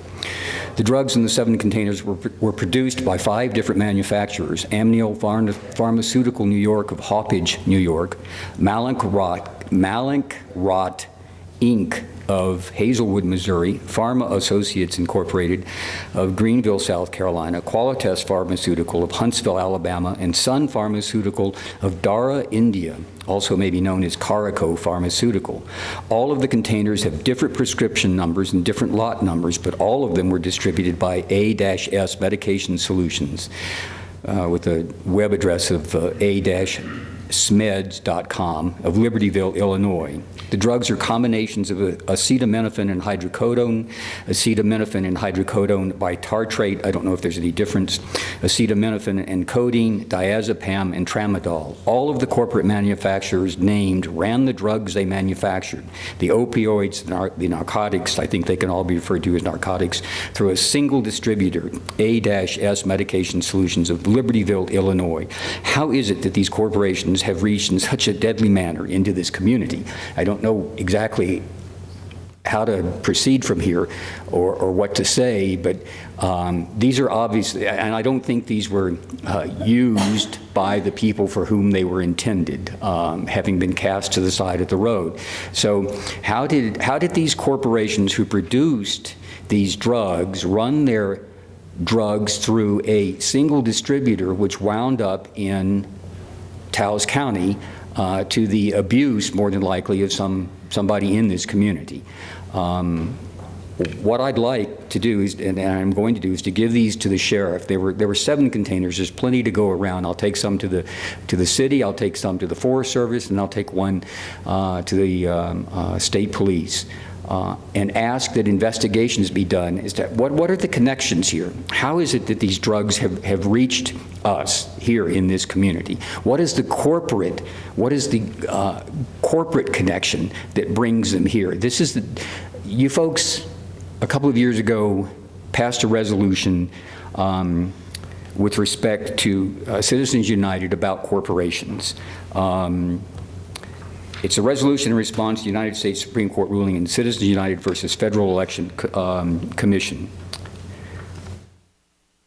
It says, you folks said, whereas Citizens United versus Federal Election Commission presents a serious and direct threat to our democracy, and whereas the decision of Citizens United versus Federal Election Commission grants excessive power to corporate interests and threatens to overwhelm the voices of individual citizens in the political process. This is what this is about. There is a connection here between Citizens United and the distribution of these drugs in this community. It's clear as far as I'm concerned. And so I'll give these to the sheriff. I'll ask that some investigation be done. I'll do the same thing with the city, with the state police, and with the Forest Service. And I think it speaks directly to what these folks are talking about. Thank you. Thank you, Stephen. And as far as naloxone, is that the way it's pronounced? Is that available then to anyone who wishes to buy those kits? It's available in a number of different locations in Taos County, and Mr. Hutchison is going to grab the community flyer that was just recently put together to circulate. It's available at the Public Health Office. It's available at Smith's. It's available for persons who are in the primary care practices of Dr. Kaufman.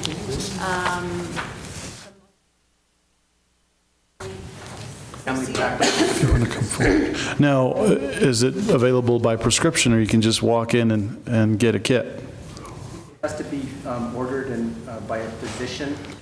Also, the Department of Health. Any citizen walk into the Department of Health that's at risk and charge a naloxone kit. Now, what are the side effects of naloxone? I mean, everything has side effects, and do you fear that eventually people will start using it and abusing it as well? Naloxone is one of the safest drugs on the market, and in fact, there's talk about making it over the counter. And it is. It was originally marketed in an injectable form, and that's what they use. It was used IV usually, but it is so safe that if an infant or toddler opened we've adapted the injectable kit with a nasal adapter to spray up the nose. But if an infant or toddler ingested it, there would be no side effects or no problems at all. Very safe. Okay. And non-abusable. Right. Good morning. Good morning. I'm Rita Torres. I'm the CEO of Healthcare Partners. You're a medical service provider for the detention center services. And I can tell you we're a very big proponent of narcotics-free facilities. In all of our detention centers in New Mexico and Colorado, we have a big sign in booking that says, we strive to be narcotics-free. And about a year ago, I became aware of the naloxone program. We were starting to see a high incident rate of alcohol and opiate usage coming within the detention center. In fact, we had a detainee here at the Taos Center that went through our narcotics withdrawal protocol, and he was here about 3 months. We cleaned him up. He felt better about himself. In fact, when we did his discharge summary, he was very concerned about going back out into the community and being among his friends. I'm sad to report that within 24 hours after being released, he died of an overdose. And that was a month before we started looking into the naloxone program. So I was very excited when we started hearing that this was going to be available to detention centers. We had our first detention center that got their training and came on board in New Mexico. 5 weeks after the training, we had someone that come in, collapsed. It was an overdose. We administered the naloxone kit, and we saved the life. Now, the whole program that we're talking about is actually to do education within the detention center and actually to administer the naloxone kits. And John brought a kit for you to look at. And one of the big things of this program is education. I think the more we start doing education and talking about the impact of drug overdose, I think the more awareness that we're going to have in the community. So again, this is something in the detention center that we can do. Our medical services staff can be trained. The detention center staff can be trained right here in the detention center. And these kits can be given to detainees upon release after their education. So Rita, an overdose takes place. Let's look at this scenario. An overdose takes place. Hopefully someone is able to be there to call the authorities. How long does it usually take before that person actually dies? How much time do you have to be able to administer naloxone? Well, the detainee that we did have that had the overdose, it was very quick. They collapsed. We brought our jump bag, we administered the kit, and vitals were gone like within 2 to 3 minutes. And once the kit was administered, the individual just came right back up. Vitals were again regained. They went to the hospital, and the hospital said the naloxone saved their life. So we're starting to see this more and more in detention centers, so we think that the more that we can do education and give these kits, we do have those available. Our pharmacist is now authorized to do that. We'd like to do it at the Taos County Detention Center and provide a service through the Department of Health. John Hutchison has been wonderful in this community. Out of the detention centers I've been working with, this community has been doing the naloxone education for over a year. I was very impressed with it. So it's being used in Espanola, Rio County at this point? And how long has it been there? And it's not at the jail. Okay. The Espanola City Law Enforcement has a carry and administer policy in place as of September of 2013. I wanted to throw something out there that's important and we discussed, but I don't think we threw it on a slide. The reason that we focus on the detention center is because the high risk of death in New Mexico, but particularly the high risk of death in New Mexico, what makes us number 2 in the nation, is more than doubled when somebody has just been released from incarceration. So this is an exceedingly high risk moment in time, and one where we do want to save lives. Thank you. Also, with any program, I always like to develop policies and procedures so everybody knows specifically how a program's going to be run. So we did develop the naloxone policies and procedures, and Floyd has been in the meetings, and Stephen, and it's been great to have that kind of cooperation and working together with us. Commissioner Sanchez. Mr. Chairman, Commissioners, Mrs. Torres, say, does the ambulance carry this kit? Yes. Naloxone? They do carry it? Yes, they do. And the PD maybe? I don't know, here in Taos? Not at this time. And another question here, Mrs. Torres, Mr. Hutchison, with what happened in Cuesta, with not putting the family on the spot, can this be an example, bring out to the public? You know, Can be an example, and I think that one of the most, we can do all the education and we can wave the flags and get the flyers out and talk to all the patients in the world, but I think some of the most powerful are real life stories of tragedies and you know, and maybe something good can come out of this, you know, and so if the family would be willing to speak, you know, it could be something very powerful. and Mr. Hutchinson, would this have helped this young gentleman if they would have got it in time with naloxone? It would have, yeah. So it's a very safe drug. It can be administered to children, and one of the criteria we have you know, in our program in the kit that you are looking at.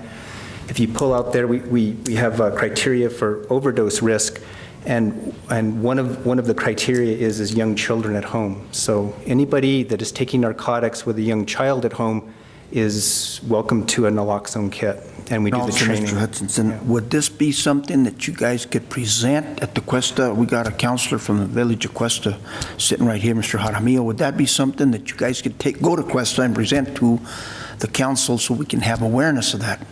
We would be happy to present up in Cuesta, and we're working with Patty Torres at the Cuesta Clinic up there, and we're trying to get naloxone on board with her, and so we are reaching out to the community of Cuesta, but we'd be happy to go up there and present. Thank you, folks. Sure. Chairman, I do have a question that brings up, so let's just say somebody collapses and you're assuming they're on an overdose, and you administer this to them and it wasn't an overdose, what kind of harm, or what There's kind no of, harm. No harm? We actually have had that case happen already. Okay. But, you know, it's nice to be able to take that precautionary step because you're not sure, especially within the first 24 hours when we start doing their intakes and we see that there's opiate addiction, or there's also been a lot of tainted heroin going around in communities. So again, it's better to be safe than sorry, and there's no harm to them at all. What I think is also very exciting too with Taos County is that you have your own EMS service. So Mr. Archuleta was talking about education on a broader sense through the EMS service and public safety, which would be excellent to be done as well through the detention center and EMS. And Mrs. Torres, would this also maybe including the schools? Now the schools coming, you know, we're starting school in the Cuesta system. You know, we've got the high school, we've got the middle school, and the elementary, you know. I think it would be great. Wherever we have an opportunity to provide education on this, I think it just expands even more so. If I could, I'd like to give three of you my card, and I could keep you, you know, get you in contact with somebody there, at the superintendent or the principals in the Cuesta area. Okay, Thank great. you. Thank you. Any further questions? How does Taos County get on board? And Mr. Archuleta, what are the steps that we need to take? Mr. Chairman, Commissioners, actually, Taos County is on board and moving forward in that direction. Ms. Torres actually brings this program with the services that she provides to Taos County.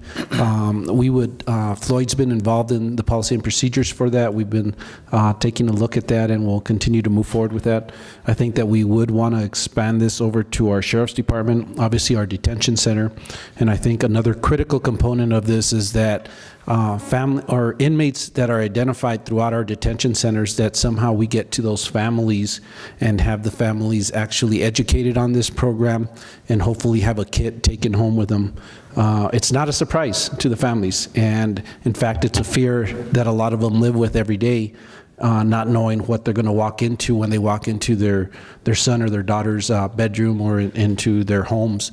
And so if this is something that we can educate within our community, then we want to continue to move forward in that direction. And again, the policies and procedures specific to Taos County Detention Center have already been developed. So we're ready to start the training on the program. Very good. Thank you very much. And Chairman, I'd love to see that brought to the police department also. Yes, I think that would be excellent. Thank you. Just do a quick follow-up.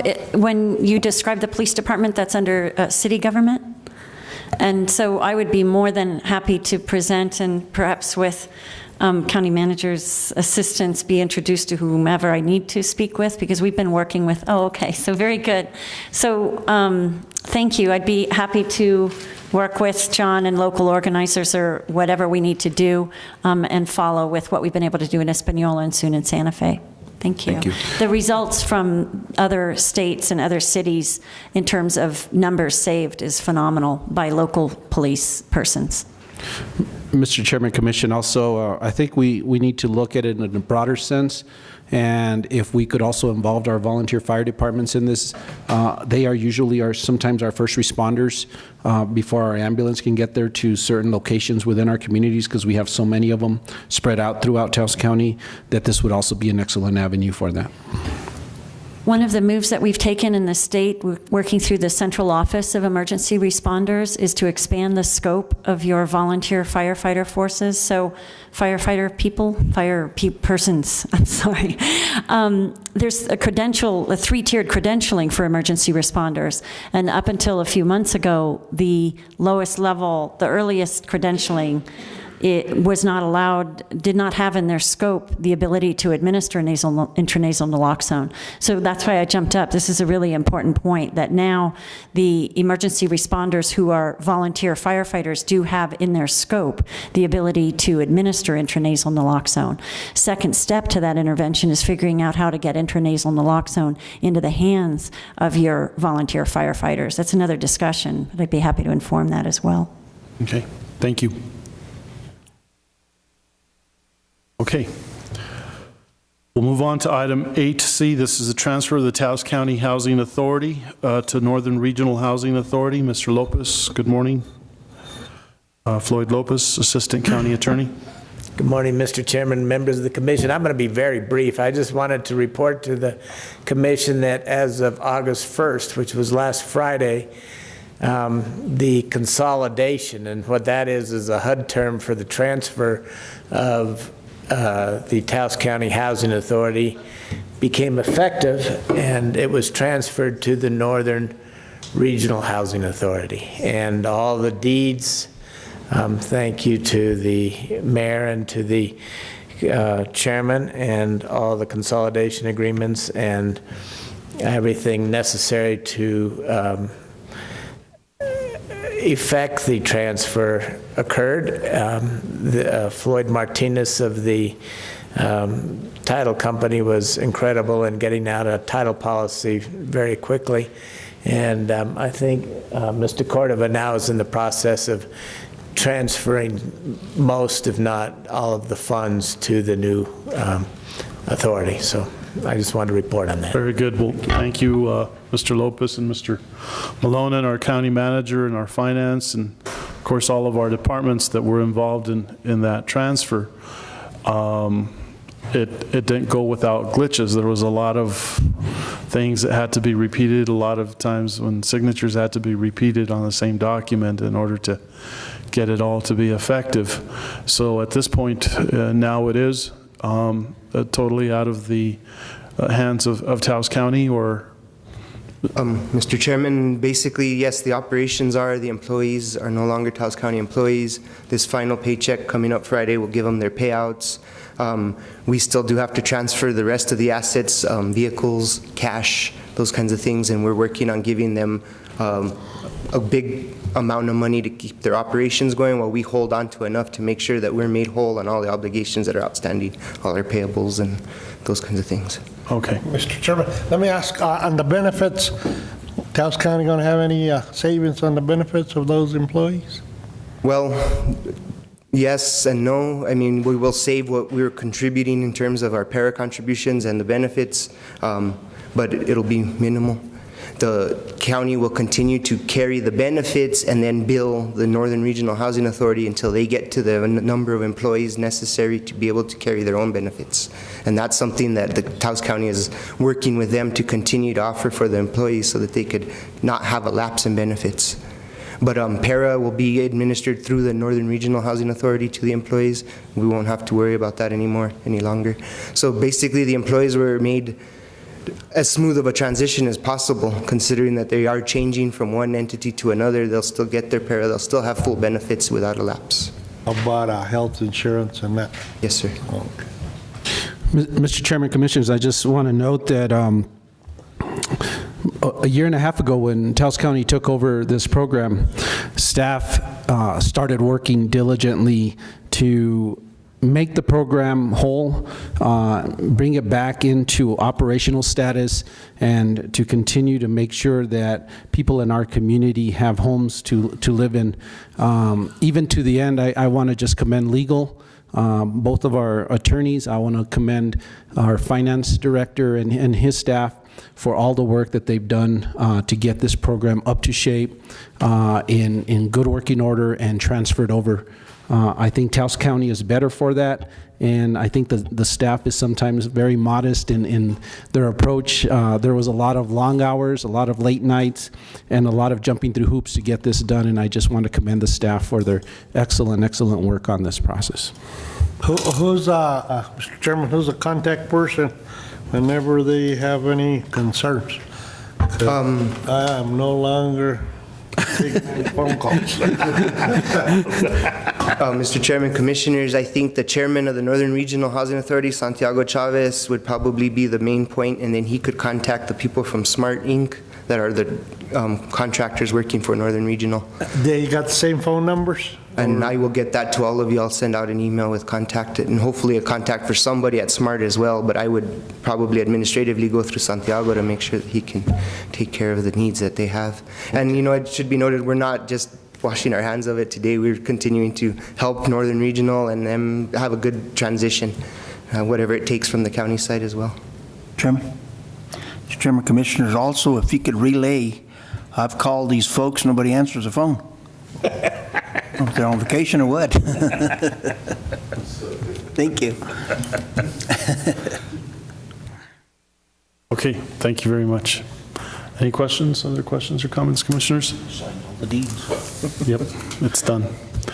Okay, we'll move on to the next item. This is the hospital with regards to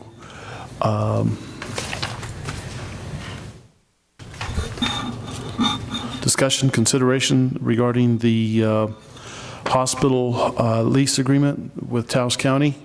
Commissioners, I ask that we put this on the agenda. As you all know, we heard about it last week. There are a lot of concerns that are coming up out of how things have been going at our local hospital. And as was pointed out by Martha Jaramillo last week, we've been listening about this for not only 1 year, but it goes back quite a bit. And I really feel that as a commission, you know, we were elected by our constituents to make sure that the health and well-being of our constituents is a priority.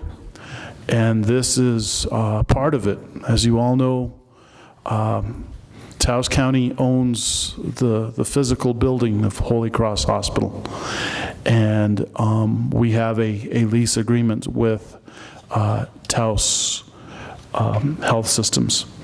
And so over and over again, we see that the quality of healthcare, as hard as employees have tried to make sure that it's there, it seems like their efforts sometimes go unnoticed, and many a time when in fact they're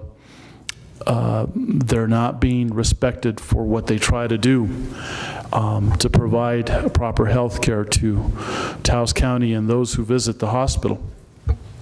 So I really feel, commissioners, that it is time that we need to bring this particular item to the forefront and discuss it.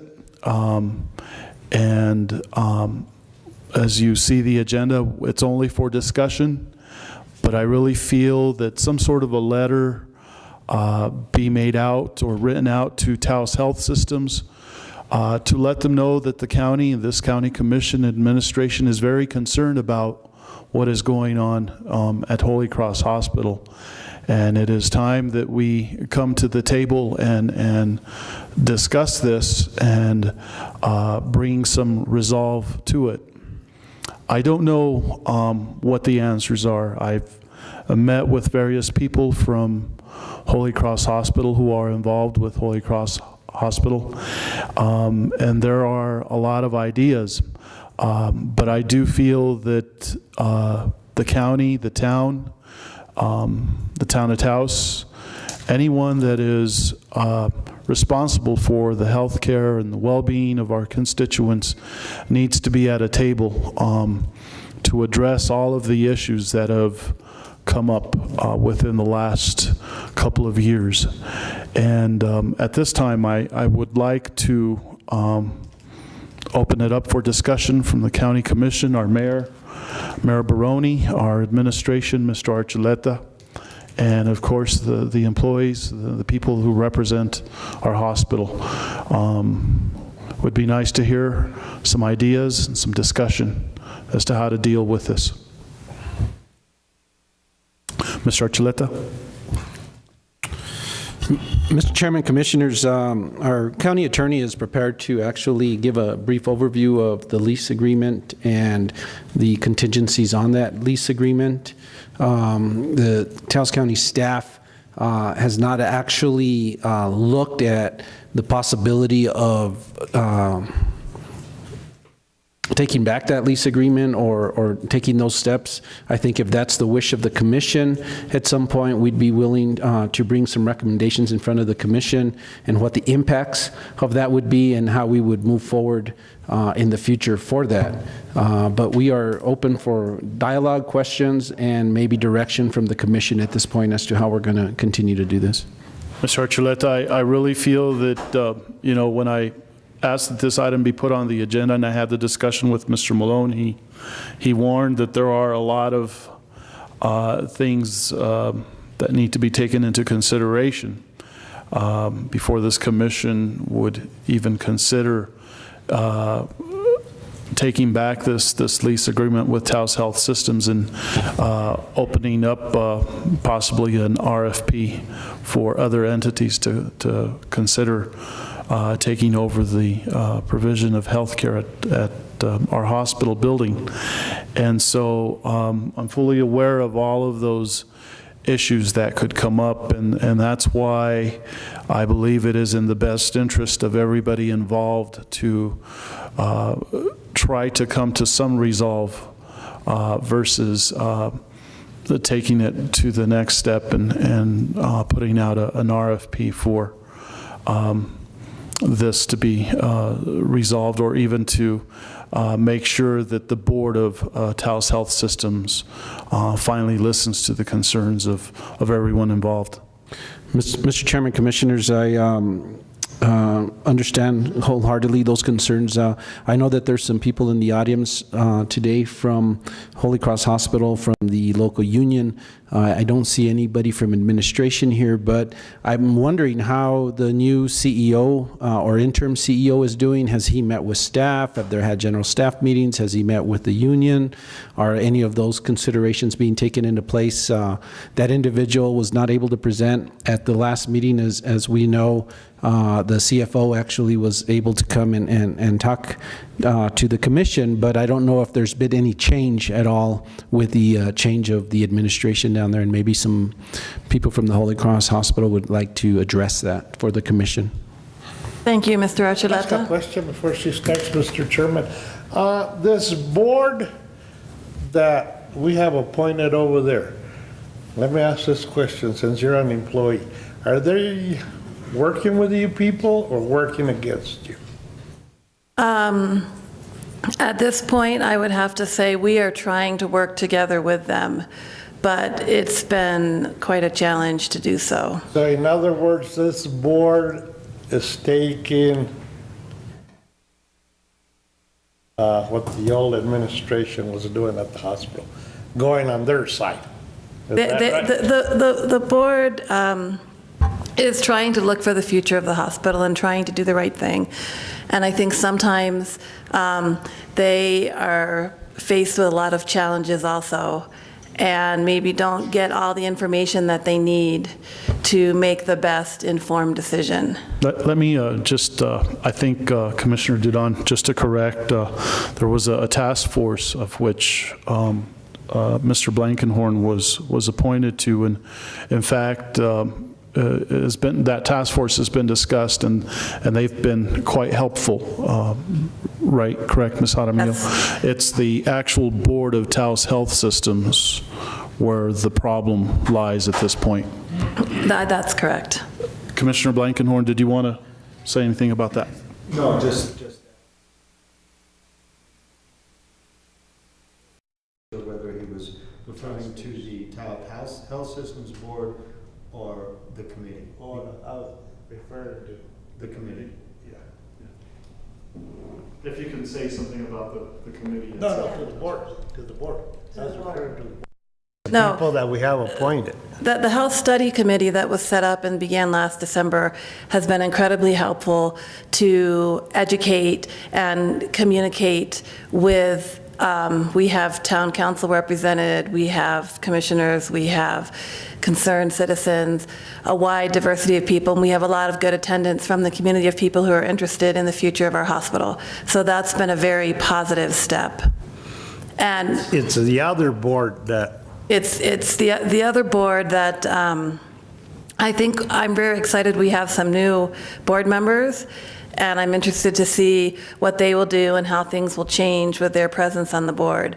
But I think they have been resistant to being open and transparent, which is one of the big things that we would like to see from the hospital.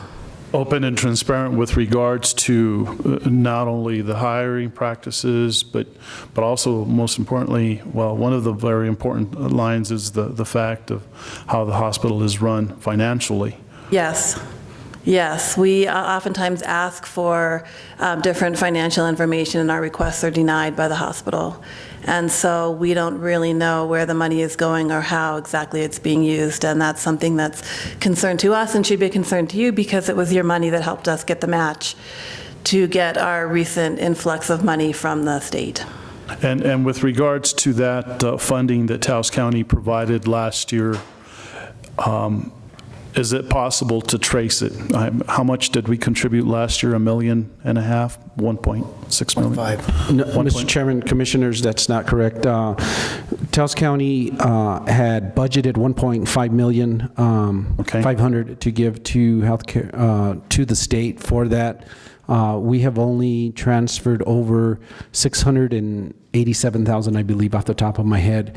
And at the last commission meeting or special meeting, we actually were directed to actually go ahead and submit the additional 287 that will be for the third and fourth quarter for this year. So can we trace that $687,000? Where did it go? How was it spent? What was it used to? That is actually something we're attempting to do today and tomorrow. We have our forensic accountant who works for ASME, the National Union, out of Washington, D.C. He's actually here with us today, and he will be going this afternoon to the hospital to look at the books, and tomorrow evening he'll be making a presentation to the task force meeting so that he can advise us of his findings and what he sees and how the hospital's finances are and what is happening, because we can't answer that question for you at this time. Okay. Mr. Chairman, Commissioners, I do want to reiterate that that funding goes to HSD for a 3-to-1 match, and then it comes back through the HMO and HSD back to Holy Cross Hospital. Those figures were given at the last special meeting to the Commission in an outline. Ms. Jaramillo has also outlined the number of indigent care claims that we have paid for Taos County, and we have also in the process of writing a contract, if we pay the additional amount of money to Holy Cross, well, to HSD through to give to Holy Cross Hospital, that we actually write off the claims for January through July of this year, 2014. And I would also like to add that while we're here, that one of our excellent staff physicians who recently left the hospital is with us. So if you have any questions for her, she'd be happy to answer them. Okay, And Chairman, I would love to hear from Dr. Jaramillo. I know she's in the audience, and give her an opportunity to, as we continue to move forward with our hospital, it is a concern to all of us. We want to make sure that we have the best possible care we can within our community, and there was some big concerns that it became a hospital that a lot of, even the laundry that was brought to us was being done here, and now it's being farmed out. So, those jobs are being lost within our community, and it's, we talk about a community hospital. That's what makes a community hospital. But again, we do have a brand new C of O, temporary. I have personally talked to him. He is willing to be as open and as transparent. I think it's a new light at the end of the tunnel with him coming in. I think he's willing to do whatever he needs to do, because he doesn't have a stake at it, because I don't think maybe he's applying for the job, but he's going to be here for a while till they hire somebody. So I think he's willing to be open and transparent as he possibly can. And I would recommend that we rely on that, because he is new. It's a new face. There's a brand new board in place also. They've only been in place, I think 30 days now. And I think there's some movement. I think they're hearing from us. They're knowing we want change. They're hearing from the union. And I think it's something that there's a process in place right now that we really need to keep pushing and try to get the things that we want implemented. So with that, are you seeing any of that?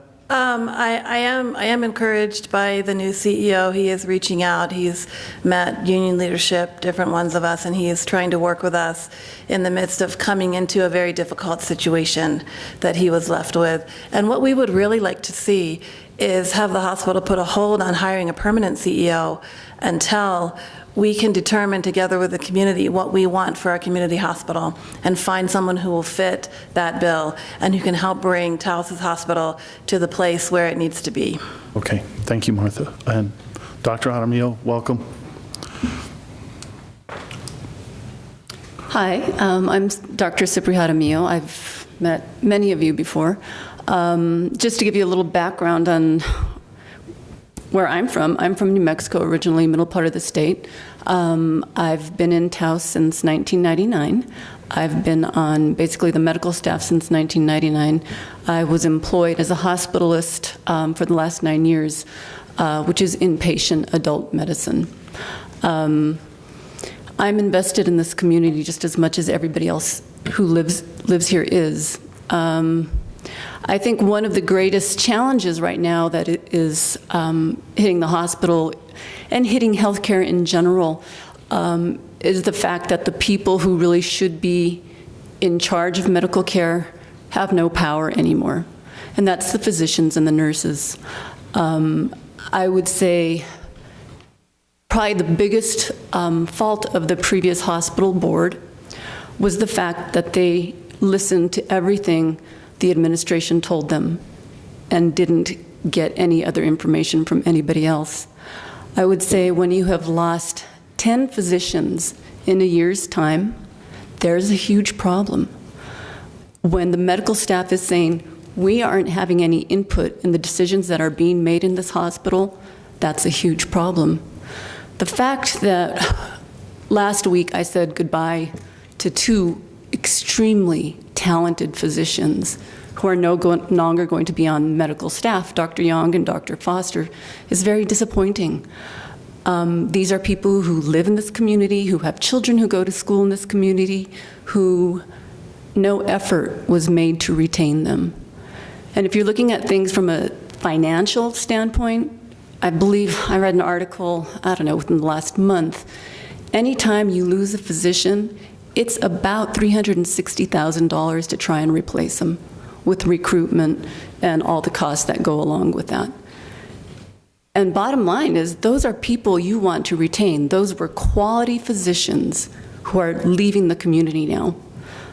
Dr. Foster is going to be a physician at one of the hospitals in Albuquerque, and Dr. Young is still contemplating his life's decision yet.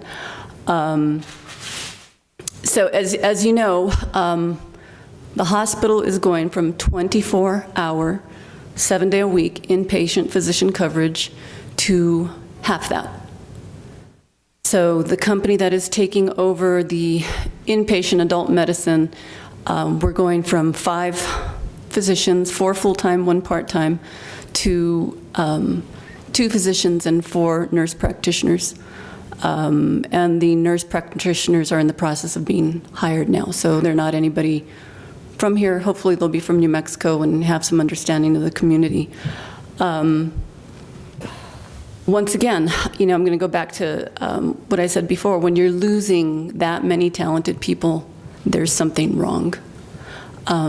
I think my concern is with the new transition is, yes, we have a new interim CEO, but essentially most of the administrative team is still there. And yes, it's one of those gray areas where, yeah, you want their help in the transition, but there are also some of the people that have really disenfranchised a lot of the staff. And I think also at the heart of it is right now we have a medical staff that is so busy trying to figure out how to survive themselves in this current healthcare crisis, and also just being in a poor community, that they're not really invested as they used to be in the hospital. Everybody's kind of trying to protect their little piece of the pie and figure out how to stay afloat.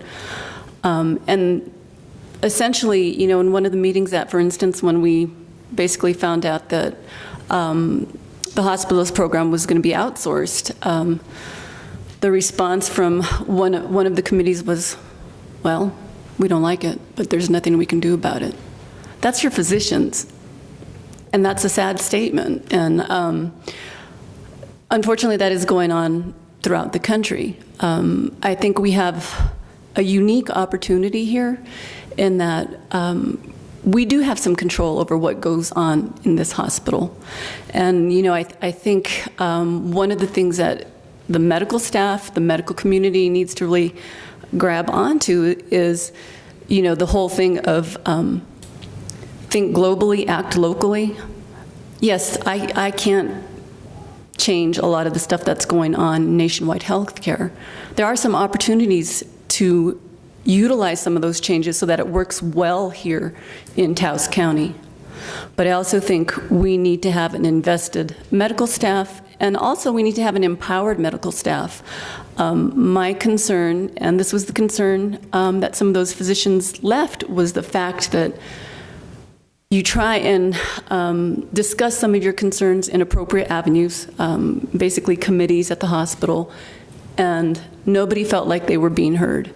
And if you disagreed with anybody, you were basically, and this is the general feeling, felt like you were targeted and weren't listened to, and you were a problem. And, you know, I'm starting to hear that kind of spin on my group, well, that we were just unhappy, and which is not true. I absolutely love my job. I loved working with those people. I loved working with these people here. If I would have had an employment opportunity that was sustainable for me, I would have stayed at the hospital. Unfortunately, that wasn't in the cards. So, I guess in conclusion, I just want to let you guys know I will be staying in Taos. I've taken a job with the Veterans Clinic here, so hopefully I'll be doing a good service for them and taking that opportunity to get that place in shape as well. So it's been a pleasure working with the nurses, the physical therapists, the respiratory therapists, and my fellow physicians. It's been an honor and a pleasure, and I really appreciate the opportunity. And I plan on staying here in Taos somehow. Thanks. Okay, thank you very much, Dr. Jaramillo. And Commissioner Sanchez? Chairman, Commissioners, Dr. Jaramillo and staff, I just want to thank you guys for all your hard work. Not only are you folks suffering, so is our citizens of Taos County. I hear this in Cuesta, when you have a loved one, what if they ship them into Denver, Albuquerque? How can we be with them? We can't. And I echo what you said earlier, Chairman. I think we need to intervene and support these folks because we're losing a lot of good doctors, and hopefully if we do correct this problem, hopefully they'll come back. I don't know. That's something that I wish I could see, have the doctors that have left come back and support you folks. And thanks again. Mr. Chairman, how many are on the board now? Or who came in and who stayed, or what? What's the deal there?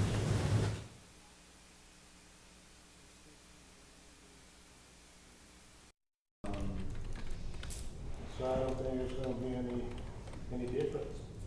If there's 9 there and 3 new ones came in. It doesn't always take a majority to really change the attitude of the board. And I think that even the existing board members, little by little, realized that some of the moves that they had to make, although they feel like they were the right moves, the communication wasn't there and the outreach to staff wasn't there. As Dr. Jaramillo said, there was a sense that they were ignored and targeted, and I think that was a real concern. But that's the kind of thing that can evolve, and I'm hopeful that it will. And I think the committee helps to the extent that we continue to put these items on our agenda, and there are board members who attend the committee and who report back to the board. So it's a process. Commissioners, I think we should give this board, I think we should get a report within a month. See if there's progress. If there ain't no progress, then this commission has to make a decision and get rid of the board where, it benefits the community. Sir, go ahead and come forward. Thank you, Mr. Chairman, members of the Commission, Mayor. My name is Bruce Weatherby. I work with District 1199. I've done a lot of the research, and I've been very honored to be able to speak before you before. And in deference to Commissioner Blankenhorn, I promise I will be brief. He's put up with me at some of the community meetings. So I think we want to make it very clear that we're not interested in saying yank the lease, okay? That's ultimately what you all could do if you weren't satisfied, because it rests with you. We're saying there's probably many steps in between, but we do expect that the board should be responding to you. And we would like to see, with all due respect to the new CEO and the new board members, Taos can't afford to wait and just see how it happens any longer. There needs to be an ongoing communication. There needs to be an assessment of where things are at. Dr. Jaramillo spoke about the hospitalist program. The sad thing is that they said at our county, at the committee meetings, the community committee meetings, that they were going to save $128,000. That's the bottom line that they're going to save.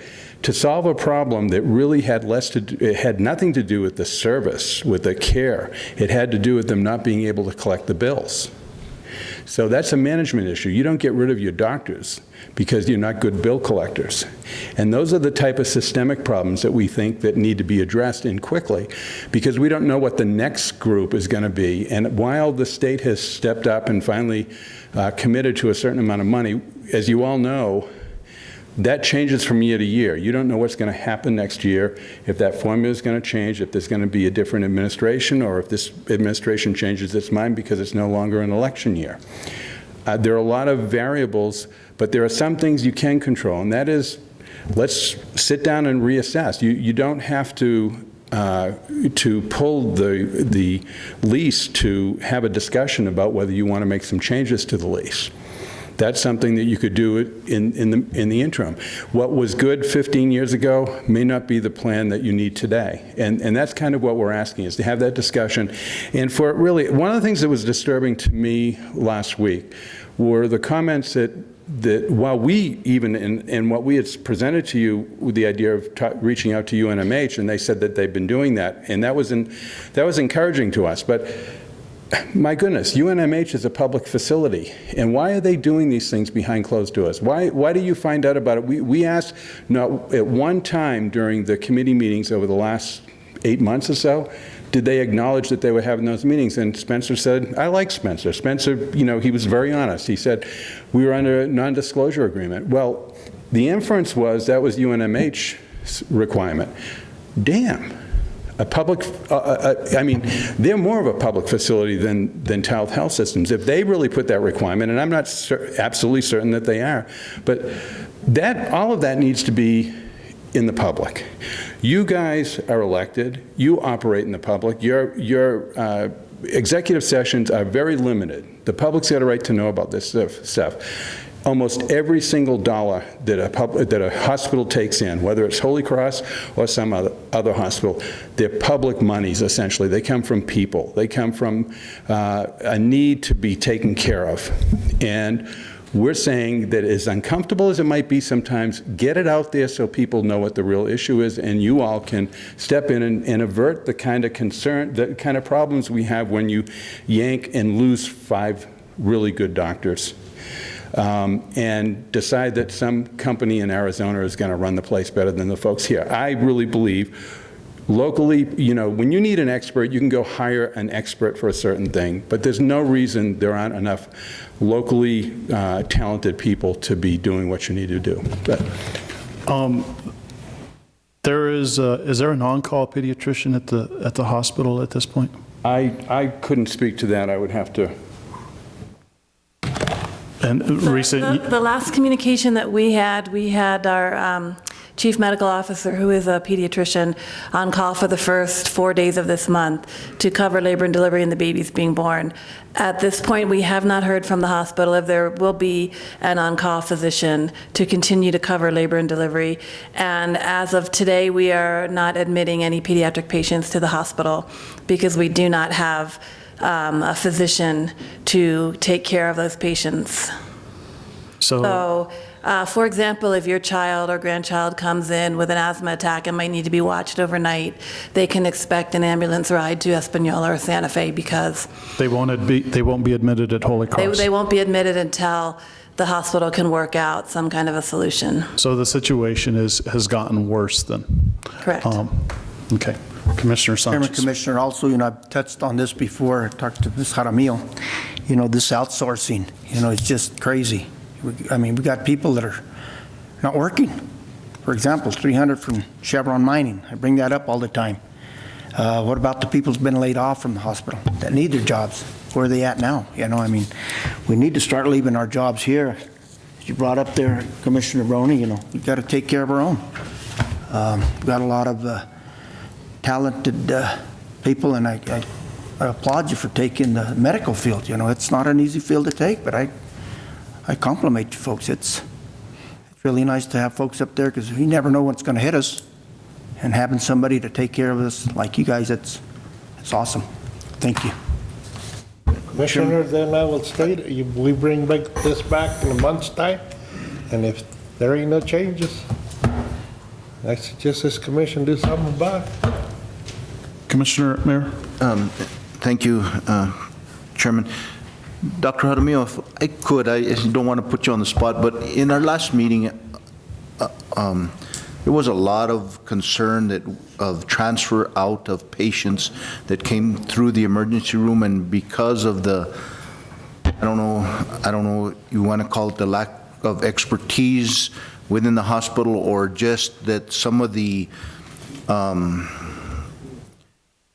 patients that were coming in were critical, that we couldn't care for them here, and that's why they were being transferred out. Is there kind of a correlation between, I guess, what is happening in the hospital, or is this, you know, there's a lot of critical care patients that are coming in?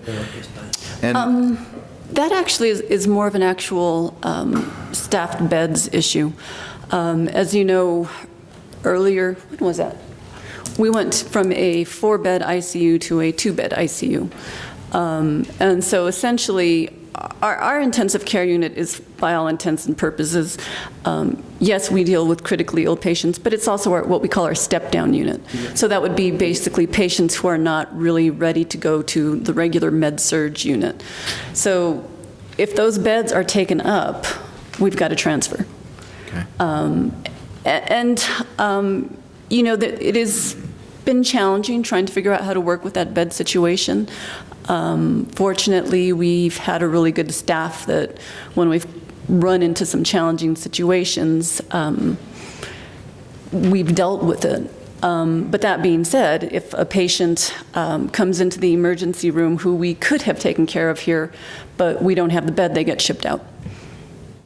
And would you make yourself available if we have, you know, to us for additional questions if we... I would be happy to do that, yes. Thank you. Appreciate it.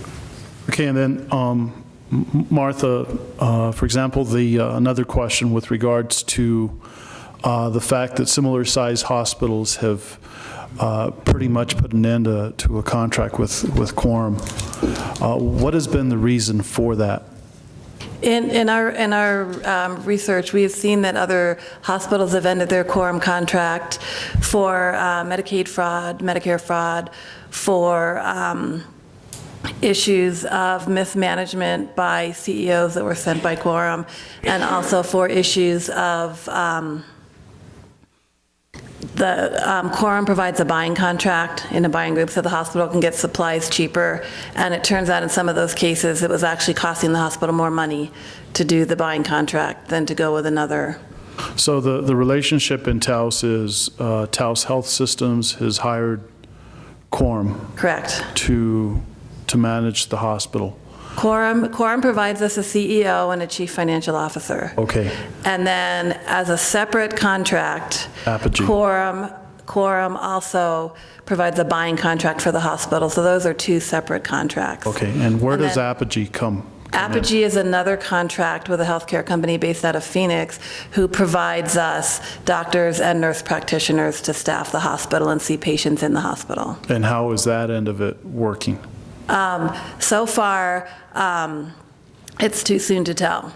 We've only seen a couple of the doctors from Apogee who are filling in until our hospital program gets up and running in October with our 2 full-time physicians who will work 5 12-hour shifts and be on call all night for the nurse practitioner. Okay. 5 days in a row. Come up to the mic. If you can come forward and state your name for the record again. Thank you. My name is Walter Brennan. I'm one of the nurses on the Med-Surg department. I'm also one of the vice presidents of Union 1199. I did work 5 of the last 6 nights, or 4 nights in one day. And on nights, things run a little differently. But one of the things that the physicians have been doing is placing their own orders into the computer system in terms of new medications that are being ordered for patients. That hadn't been occurring with the physician that was on duty. And I talked with him, I asked him about it, and he said basically we didn't get the training to do that. We didn't, we got shown a couple of screens and, we got the basics, but it's not the level of quality of care and efficiency that we have already established with our hospitalist program. I spoke to one of the hospitalists that will be staying on Dr. Bassett, and I said, hey, just so you know, they're not putting their own orders in at night. And he said, okay, I'll address it to him. So I did make it a public, or an awareness to it. But just to go to that, I mean, there's where you get med errors sometimes. So, Walter, are you saying that the quality of health care drops down at certain times of the day, certain days of the week? No. I'm saying that the nurses are the ones who also obviously have to deliver the medications to the patients, and we are the kind of the final frontier before it's given. And it is a responsibility of ours to make sure that the patient is getting the appropriate stuff. So no, yes and no, there's an efficiency more rather than necessarily a drop-off of quality of care that I feel has been developing because of this possibility. I think I can speak to that too. I know what happened. One of the mornings when I came in, it was the night Apogee doctor's first night, and he had not been properly trained on the computer system. And after a few hours of not being able to figure it out, it is quite cumbersome. He's a good doctor. He's an excellent care provider. That's not the issue. He had to go back to writing everything on paper like we used to do because he was not provided or afforded the training that he needed to do his job quickly and efficiently. And that can hold things up everywhere. When you're waiting in the emergency room to be admitted to a bed, you don't want to lay in that emergency room bed for hours waiting for the doctor to actually get the paperwork ready so you can go to your room. So I think that was part of the issue, was a lack of training on the part of the hospital for these new people who are going to be filling in until our program gets up and running in October. So I think it's more of that, management at the front end rather than, let's just figure it out as we go along. That's where my concern lies with that. So, And to go back to your comment, we do have another contract that's an outsourced contract with a group called Aramark, and they run our dietary department and housekeeping and engineering department. And also, actually, the anesthesiologist at the hospital is also an outsourced contract as well. Well, I just wondered why we needed administration. If you can come forward, if you want to say something and state your name for the record, go ahead. Hi, I'm Linda Hodap. I'm a respiratory therapist at the hospital, and I'm just wondering why we're paying administration so much if everything is getting outsourced. And strangers are coming in who are trying to function, but they can't. Medicine is complicated. We're on computers now. That helps prevent errors, and that is not being maintained during this transition. And also my distress at losing our good doctors. The good working relationship we had makes it safe for our patients in Taos County. Thank you. One last comment is this board needs to be, not this board, the hospital board needs to become responsive to its doctors and its employees. And that has not been the case. You've politically said it very nicely, but they need to respond to the concerns of our doctors and our staff, and they do not. They do not. It's a very passive board. And one of our new members has been on the board before, and he was not responsive back then in the 80s. So maybe I'm saying too much, but I'm just hoping that this commission can keep their eyes open and be active in seeing what's going on and being proactive for all of us in the community. Thank you. Thank you. And Martha, with regards, going back to 2010 when in hospital pediatric nurse practitioners were forced out, what was the reason for that? They decided it was not cost effective. The program we had 2 nurse practitioners that took call 24/7 in the hospital to care for pediatric patients and newborns in the nursery, whether they were healthy or whether they had complications. And then they had a pediatrician as backup if they needed to call someone in to help them out. And it saved the pediatricians from being at the hospital all the time and saved them a lot of work and a lot of headache and stress when they're already at the clinic all day seeing 100 or more patients a day. And the hospital determined determined that it was not cost effective to keep them in the hospital. And so they let them go back in 2010. That was where everything kind of started. And then they had the pediatricians come up from the clinic to work the clinic all day and be on call all night at the hospital. So that puts that young population at risk then? It does, it absolutely does. And then with regards to all of the surgeons that were forced out, that was the following year? That was in last year, in 2013. 3 of our surgeons tried to work out a contract with the existing CEO at that time, and they were unable to do so. And so they all tendered their resignation. One of the things that they were being asked to do by the CEO at that time is to do a productivity model, which means if you come in and they think you might have appendicitis, but they can't verify it 100%, and they don't want you to go through the stress of having a massive invasive surgery for that and stay in the hospital overnight, they would do watchful waiting and hold off and make sure that, you know, you could be fine without having surgery for that. And what the administration at that time wanted them to do was do the surgery because you have to meet quotas on how many surgeries you do in a certain given amount of time. And they were not willing to work under those conditions because you can't make people get sick. I mean, I can start going out and maybe stabbing people in the parking lot, I don't know, but it was not a workable system for them. And in the packet we gave you, we did outline from them some of the reasons why they left. So it seems like the bottom line is really more important than health care, proper health care. That's what it seems like to us, that you know, making sure we keep the dollars coming in is more important than providing excellent quality care for our patients. And I'm saddened because I don't want to be here today. I love my job. I want to be able to go to work and take care of my patients and do my job.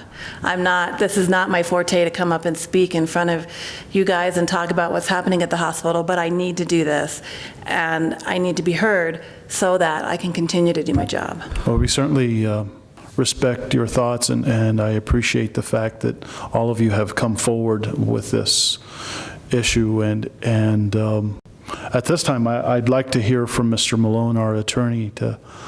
You know, he's studied the lease agreement between Taos County and Taos Health Systems, and if you could just shed some light on it.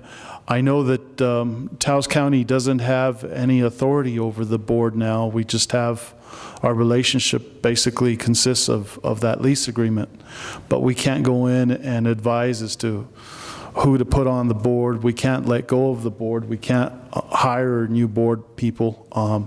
Unfortunately, we don't have that ability. But I would hope that through our lease agreement with Taos Health Systems and the fact that it is a county building, that we would have some leverage as to how all of this is being handled and where we can go from here. Mr. Malone? Mr. Chairman, at our last commission meeting, but for those who weren't here then, it's probably useful to mention this. The lease has a very specific provision that the county is not involved in the running of the hospital. We have the right to require THS, Taos Health Systems, to comply with the lease, and those lease terms are the rental payments, the operation of and I can't remember the exact definition of an acute care hospital, and there was a very specific choice made in the lease at that time to keep the county removed from the operation of the hospital, in part for liability reasons. We would have to, if we became involved in the operation of the hospital, we'd have to accept the fact that we would then be on the hook for the liability associated with running a hospital. But to turn to the question of leverage, which is kind of the way you concluded your question, Mr. Chairman, the lease provides that on 180 days notice we can cancel the lease without cause, and so that's a source of leverage. The lease also provides for cancellation for cause,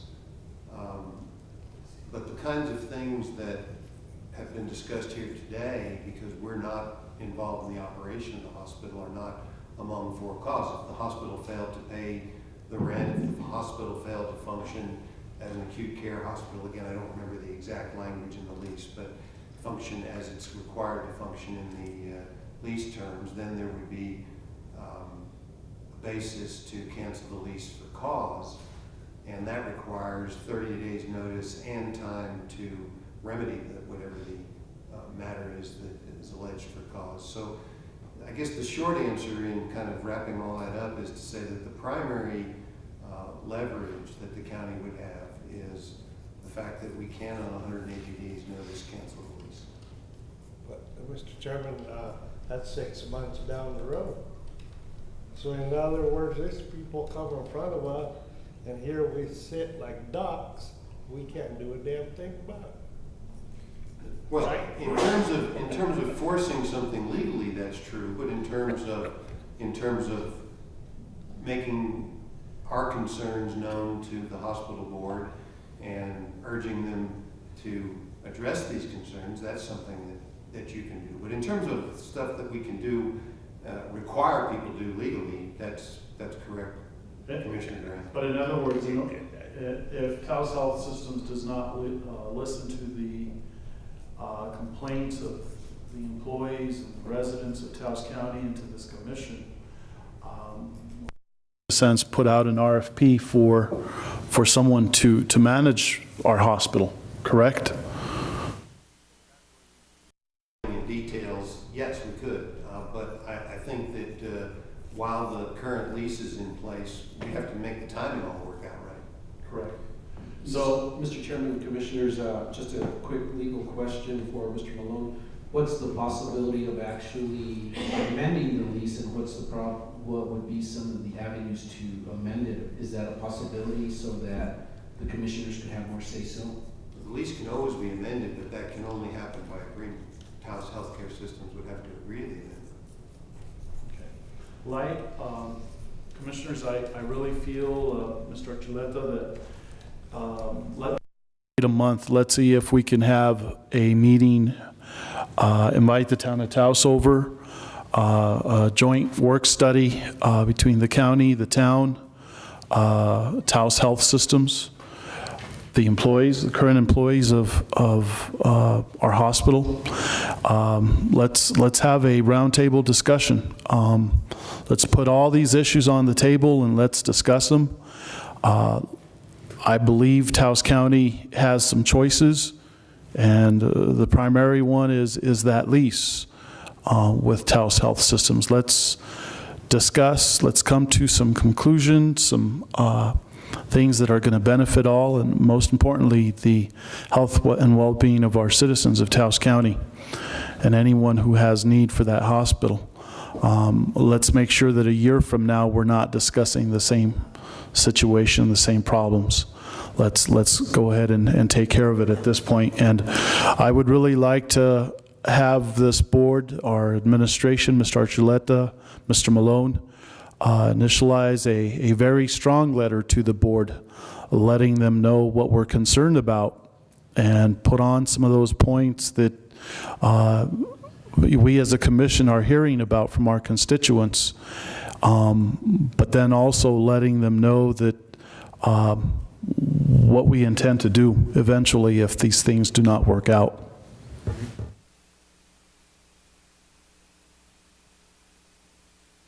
Commissioners?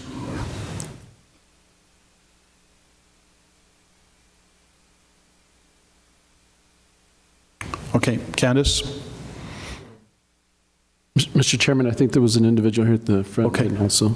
We'll listen to Candace first and then, sir, after.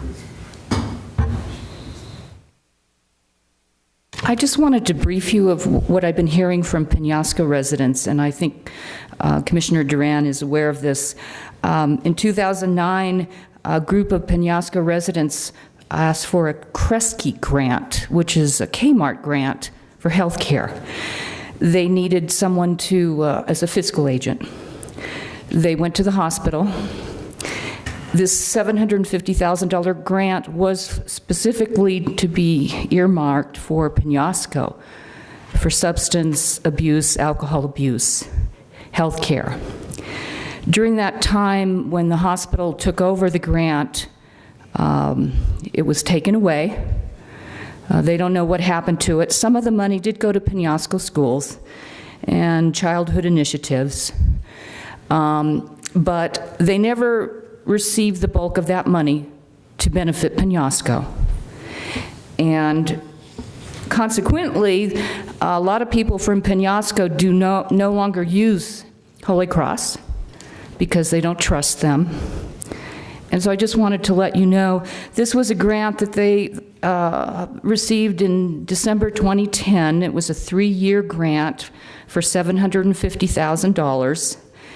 And I'm curious to see financials as to how that money was used, where it went. And I guess originally it was Carol Miller who wrote the grant with a group of people from Penasco.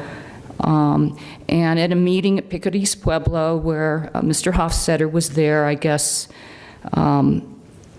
it was apparent that they were going to do what they wanted with that grant. So I just wanted to brief you on that. Thank you, Candace. Candace, and that grant was for what now? It was for health care. It was for substance abuse, alcohol abuse, issues specifically for the Penasco area. And it's called Kresge, K-R-E-S-G-E. It's a grant that was given through Kmart. And they needed a healthcare organization to administer that grant. Thank you. Okay, sir. How you doing? Good morning, Commission. Good morning. After hearing this, this explained a lot. I had 2 life-threatening. My name is Philip Alexander Econom. I'm a combat veteran, and this explains a lot what happened to me. I had 2 life-threatening illnesses when I went to Holy Cross Hospital after going to the clinic and getting paperwork to go there.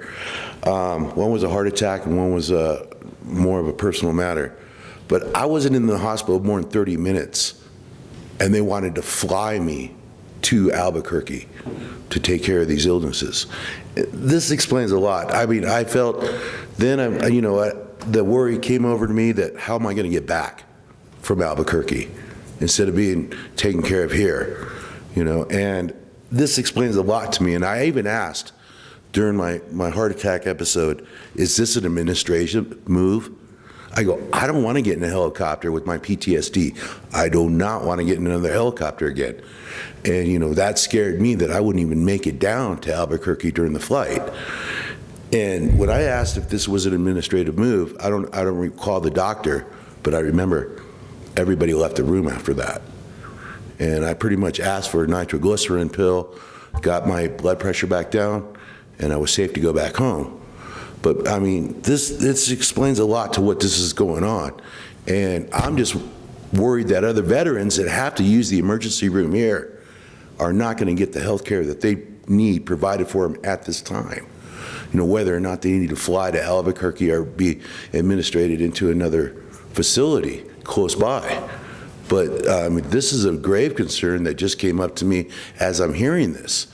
And I'm very involved with a lot of veterans groups here in town, and this has to be addressed immediately with this administration of the hospital, that our veterans are going to get, if they have emergency care, that they're going to get taken care of there instead of being shuffled off somewhere else and then having to worry about coming back to Taos County. I hope you guys can figure this out, because this is a problem here. Sir, what is your last name again? Econom. How do you spell it for the record? E-C-O-N-O-M. Okay, thank you. Like economy without the Y. Okay. All right, thank you.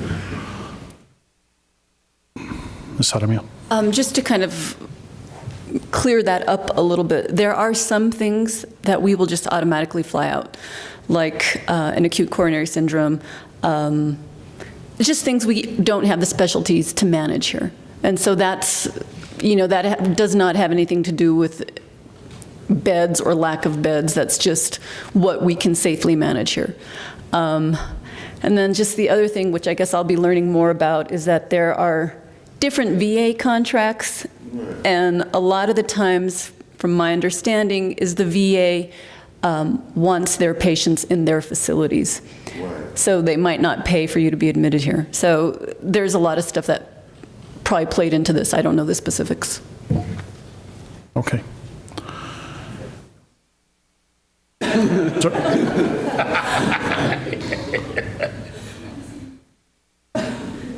Mr. Sanchez, welcome. Good morning. Chairman, Commissioners, just from kind of hearing some of the conversation, it is true that there's some needs that need to be taken care of at a facility with some higher care levels. But in a lot of times, if it's a bed situation, then we're also kind of, it has a domino effect. We're putting Taos County ambulance, Red River ambulance crews having to take these transports late at night, that their safety is also going to be a concern also with the air ambulance services. As you know, we had an air ambulance crash about 3 weeks ago and we lost the crew. So yes, from the public safety side, we're willing to do whatever we need to do at whatever time of the day. But in some of these cases where it's a bed issue, now we're putting people's safety at risk taking these transports late at night. So it does have a ripple effect, not to mention we're taking those med resources that should be here in the county or in Red River or in Cuesta, because Cuesta now has to cover for an ambulance being out of the county while they are taking transport. So there is a ripple effect that cascades completely down. Okay, thank you, Mr. Sanchez. So Commissioners, Mr. Archuleta and Mr. Malone, I would hope that we can put together a roundtable discussion amongst us, the town of Taos and Taos Health Systems here, hopefully within less than a month. Commissioners, I don't know how you feel about that. Would like some feedback from everyone. That's fine with me, Commissioner. Mr. Chairman, Commissioners will take that and run with it and get some dates to the Commission as quickly as possible. Okay, thank you. Anyone else on this side? Okay, thank you very much. Thank you. With that, we'll move on to item 9, contracts, agreements, MOUs, RFPs, and bids. Item A, this is discussion, consideration, decisions regarding a contract, Taos County Contract 2014-007 with Simplex Grinnell. Mr. Cordova. Mr. Chairman, Commissioners, Ms. Anita Padilla was not in today, so I'm going to present these for her. You have actually seen both of these contracts in the springtime. They expired at the end of June, so we're just reinitiating them so that we can finish the work. The one for Simplex Grinnell is the dry fire compression system at the Ag Center, and it's in the amount of $23,298. How come Miss Anita Padilla all of a sudden got sick? I can't answer that one. Did she know I was going to be here today or what?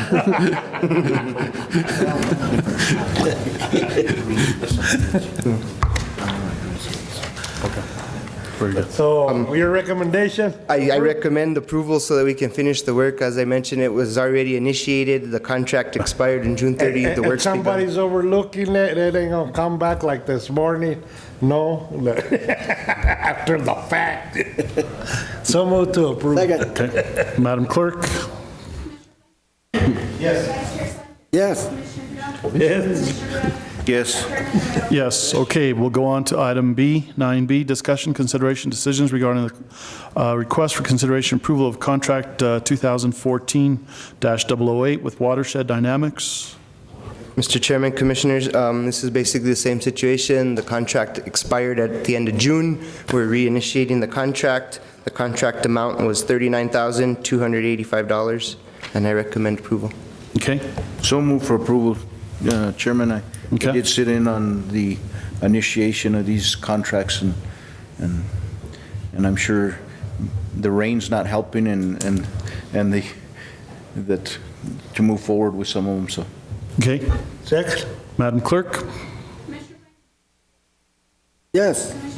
Yes. Yes. Yes, okay.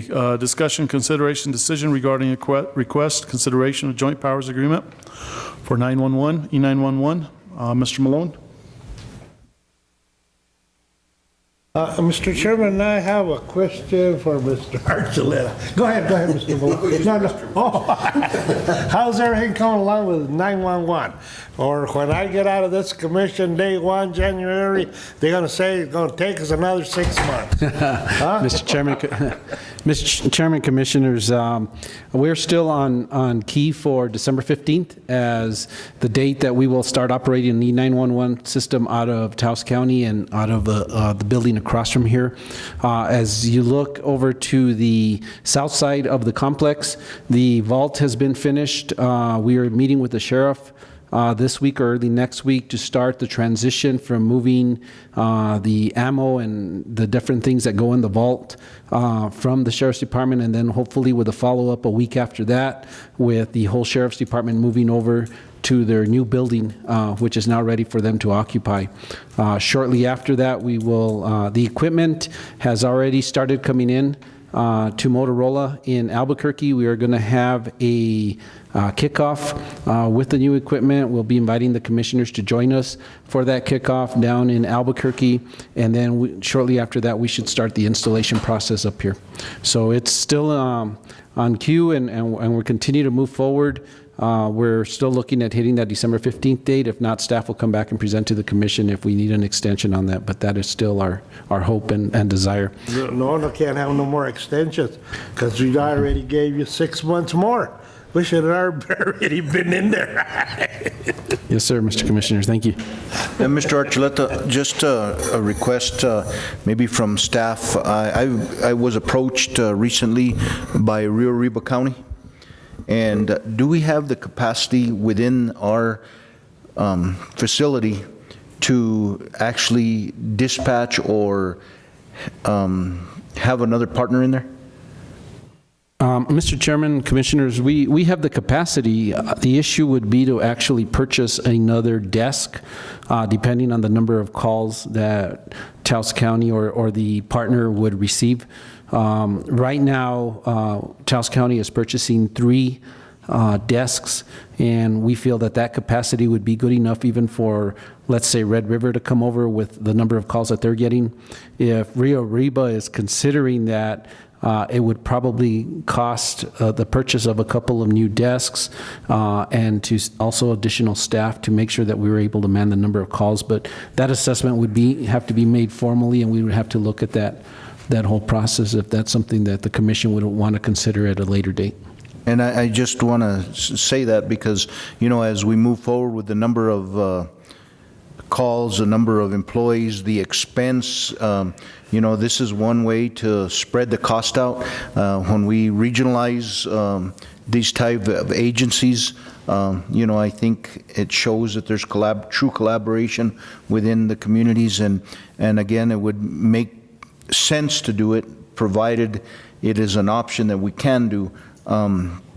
Again, we want to make sure that with the height of the antenna and the different, you know, there's more than just the actual councils. So I would love to see maybe some, after we get set up or getting close to get set up, that maybe we have this conversation with Rio Arriba and possibly even the city of Espanola.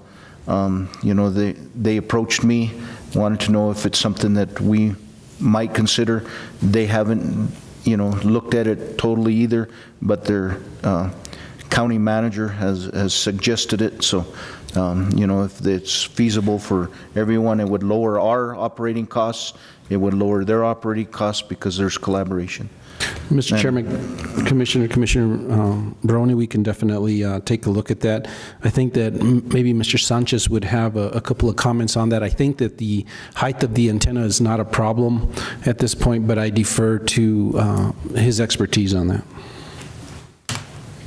that. Chairman, Commissioners, I've also broached the conversation with their emergency manager as well.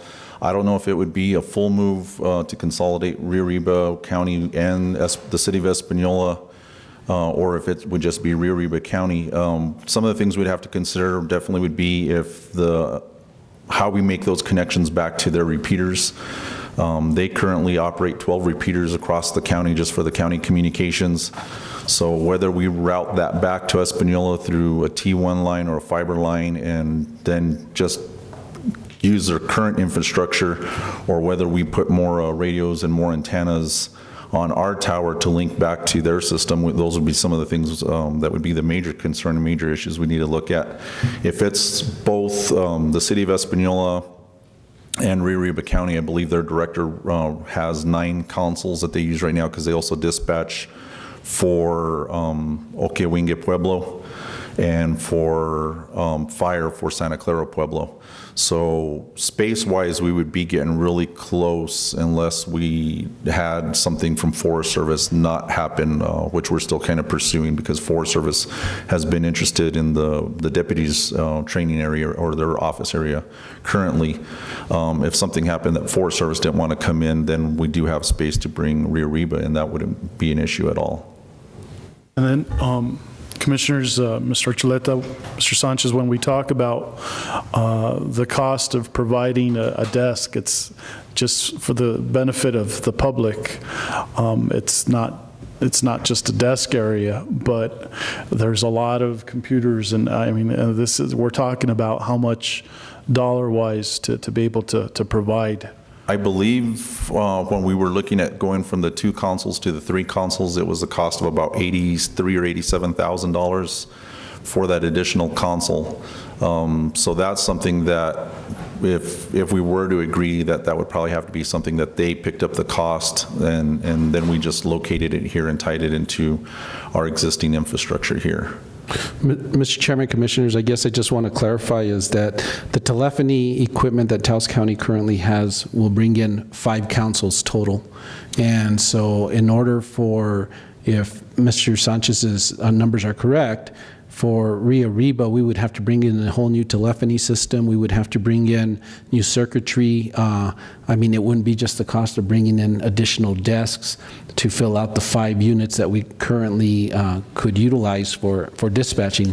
It seems like it would be a bigger picture of that, and that's why I had mentioned earlier that it really depends on the number of calls that they have, what the average is, and then how we would cost estimate that out for all of those. I believe in when we did specify the telephony, we do have the ability to expand. We would have to purchase the expansion pack to go ahead and go beyond those 5 consoles.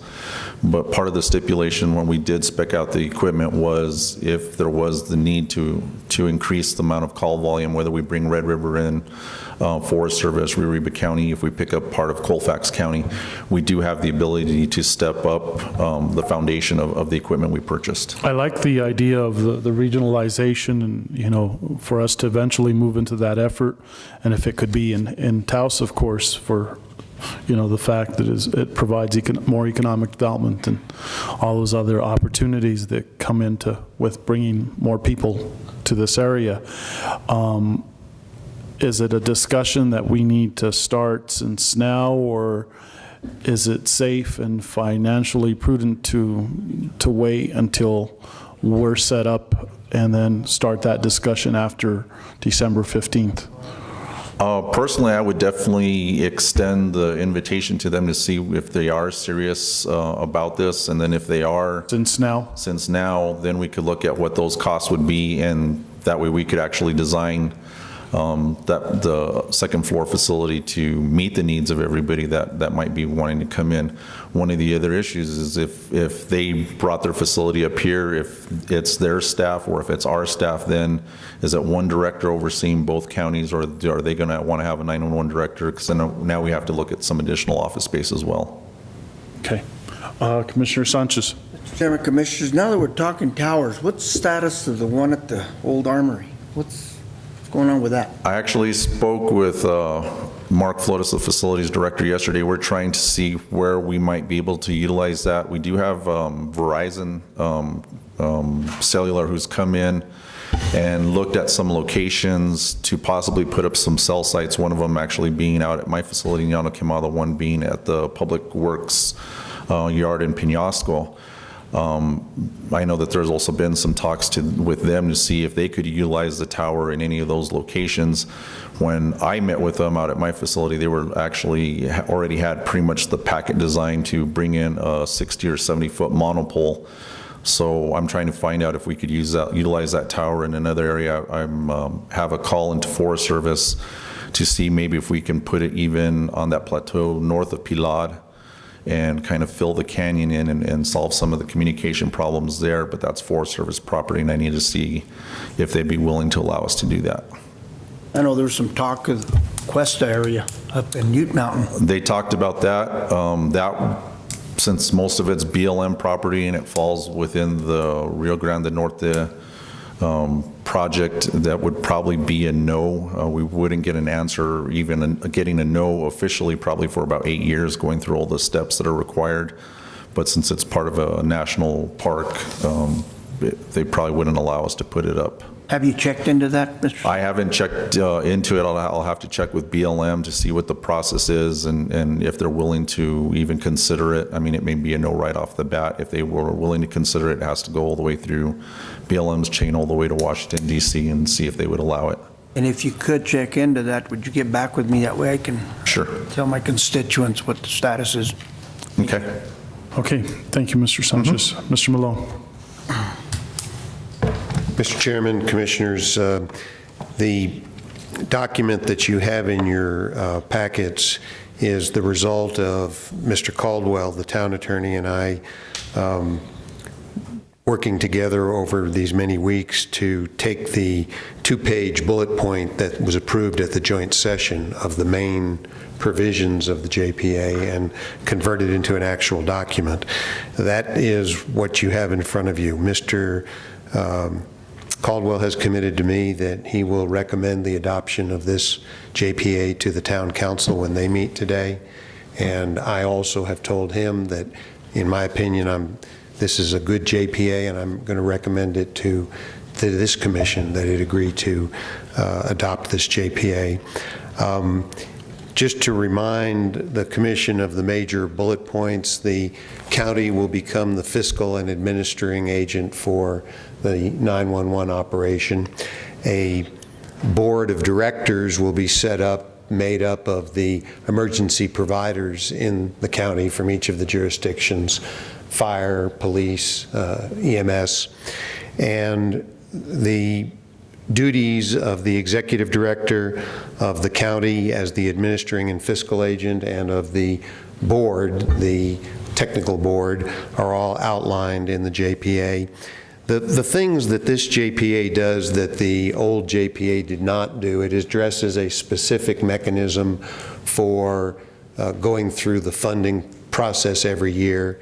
It ensures that the final say on funding lies with each of the political bodies, but it also ensures that the recommendation for funding will come from the executive director and from the technical board of directors. I'm not sure that there's anything other in specific detail. It would be probably better to determine whether any of you have any questions about this. Whoa, go back real quick. Sure. See how many positions are under. I'm not going to do this deal if I don't want another thing like the hospital here. Taos County Sheriff, Taos County Fire Chief, Taos County Emergency Medical Service Director. Ooh, there we go again. That's Mr. goes with the town. Excuse me? The ones that are going to be on the board. County's got to have at least one more in there. Well, the county, Commissioner Duran, the board that you're seeing there has a specific defined role. It's to set policies and procedures. It does not run the operation. The operation is run by the executive director who reports to the county manager. The county manager makes the decisions about the hiring and firing of the executive director with recommendations from the board, but the board does not run the operation. Who's going to be the executive director? The initial executive director would be the Amity Bishop, who is the executive director that was recently hired, I don't know how long ago, Commissioner Baroni, but she's was hired, what, maybe 6 months ago, something like that, by the town. There we go again. Well, again, when she comes over here, she and all of the other employees will be on a 6-month probationary period, and the personnel decisions will be up to the county manager. In other words, the county has control over those matters. This JPA ensures that. Are there any other questions? I think overall, about the details? Mr. Malone, this has been written so that it's a lot better, way better than what we've had in the past as far as an agreement is concerned. And I understand Commissioner Dudon's concerns. You know, many a time Taos County was left out of the loop on a lot of the decisions, you know, including, you know, probably the greatest one was, you know, when the town of Taos, the former administration, moved 911 operations to the Kit Carson building. This agreement, Mr. Chairman, specifically provides that the location will be here, that the county will be the administering and fiscal agent for the operation, and this board that you're concerned about, Commissioner Duran, doesn't get to change that. That could only change by the unanimous agreement of the parties to the JPA. First off, this is well, maybe, but it's a really good document. Hats off to you and Jake, the way you balanced it all out. My only question was on the 150 grand for the capital reserves that has to be built up by the 3rd year. How is that going to be built up? Is it going to be recommendations from the board each year for a capital allotment that will seek to build up that 150? Exactly. Each budgetary year, the board will make a recommendation about a capital and operating reserve.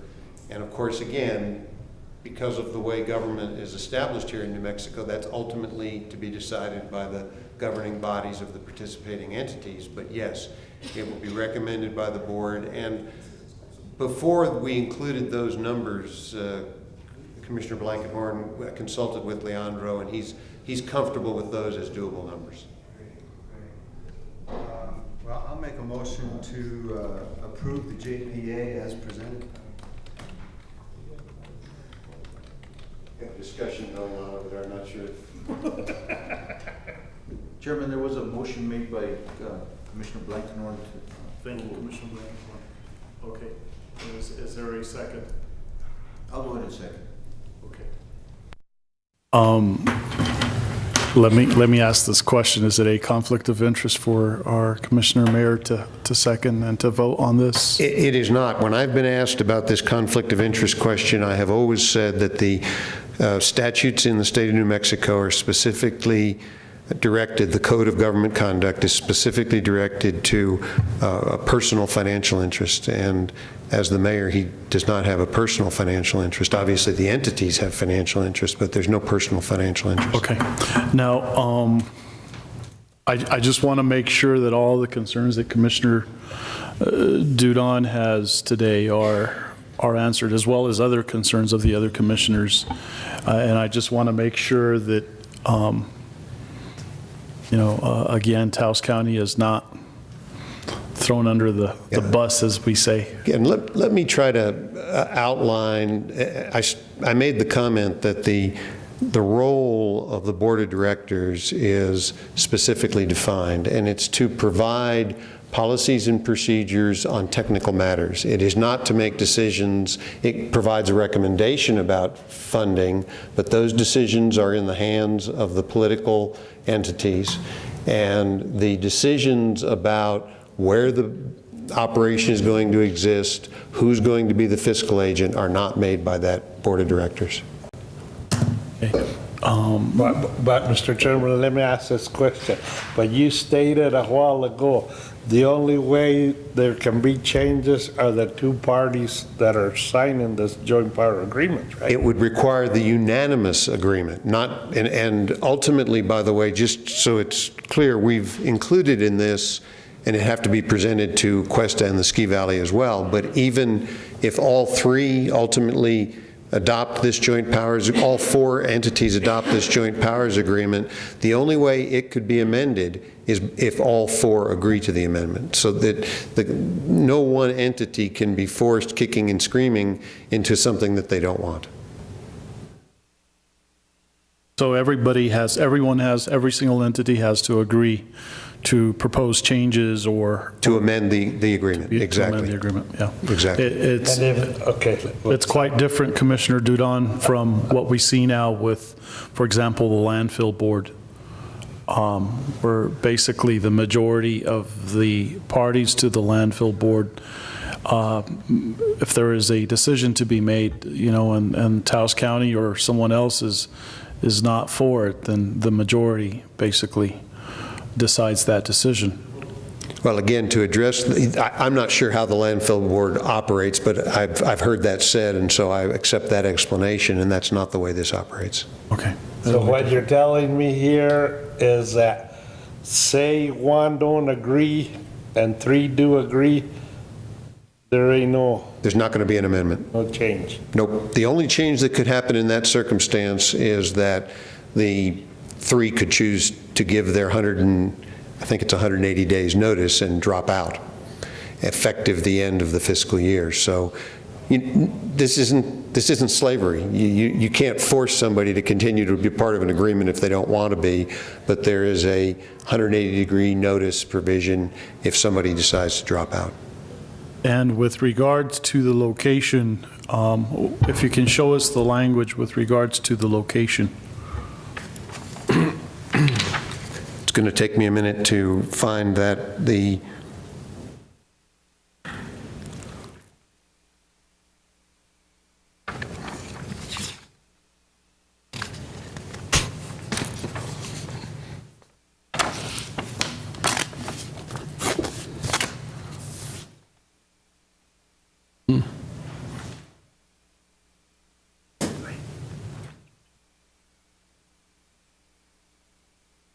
Yes, sir.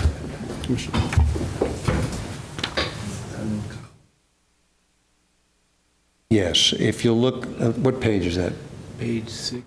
On page 6, initial capital contribution to the parties, county, the physical location to house the TECC at 105 Albright Street, Suite Q.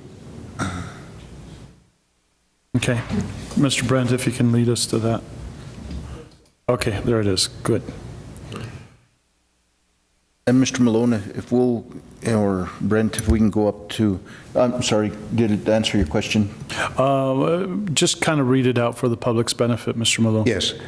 And commission benefit. On page 6, the initial capital contribution of the parties, the county, D1A, the physical location to house Taos Emergency Communications Center at 105 Albright Street, Suite Q. And then, of course, the provisions for the town of Taos. You want me to read those, Mr. Chairman? There's 3 of them? 3? Yes, yeah. there are three capital contributions that the town of Taos is making.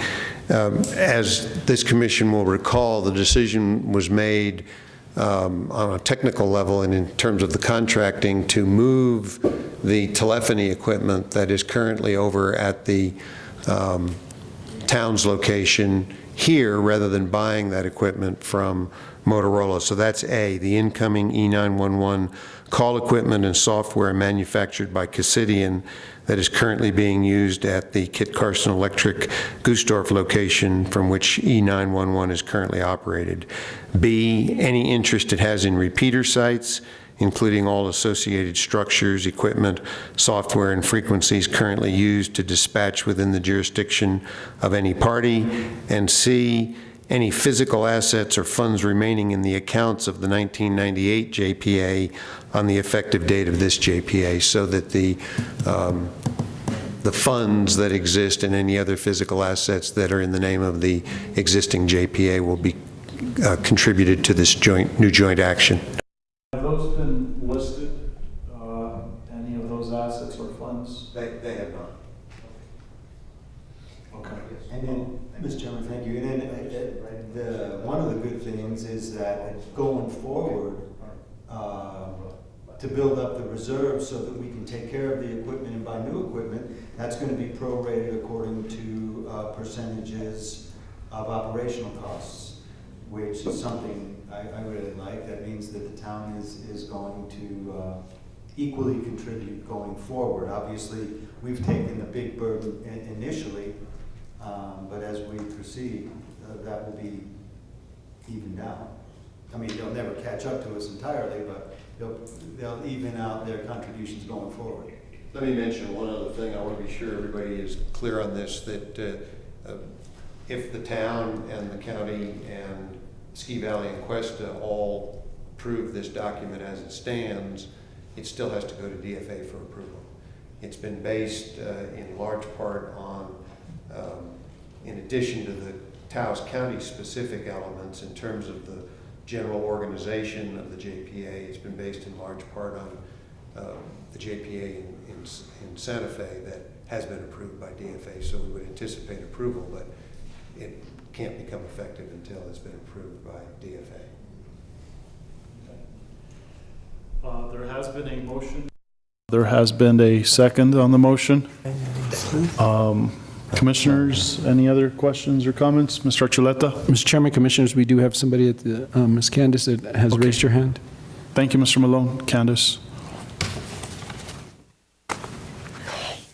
Mr. Chairman, Commissioners, maybe this is a question I already know the answer to, but is there any way to include the Penasco Fire Department? The whole community up there is always talking about how they're neglected, and I know they're not an entity, but is there any way they might be included in this joint powers agreement, the Penasco Fire Department, or?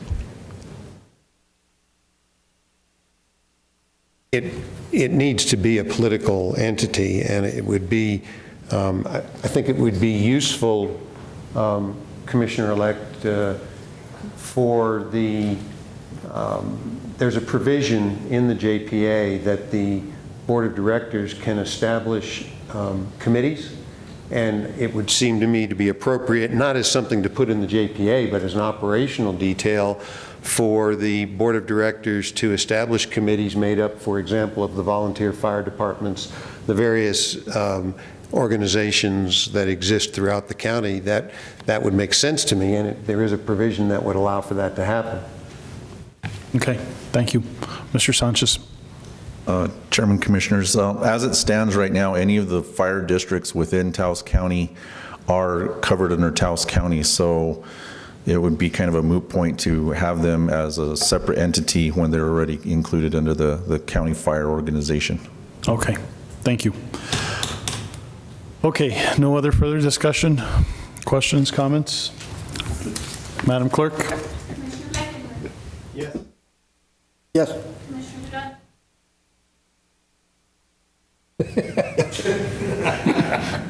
No. Yes.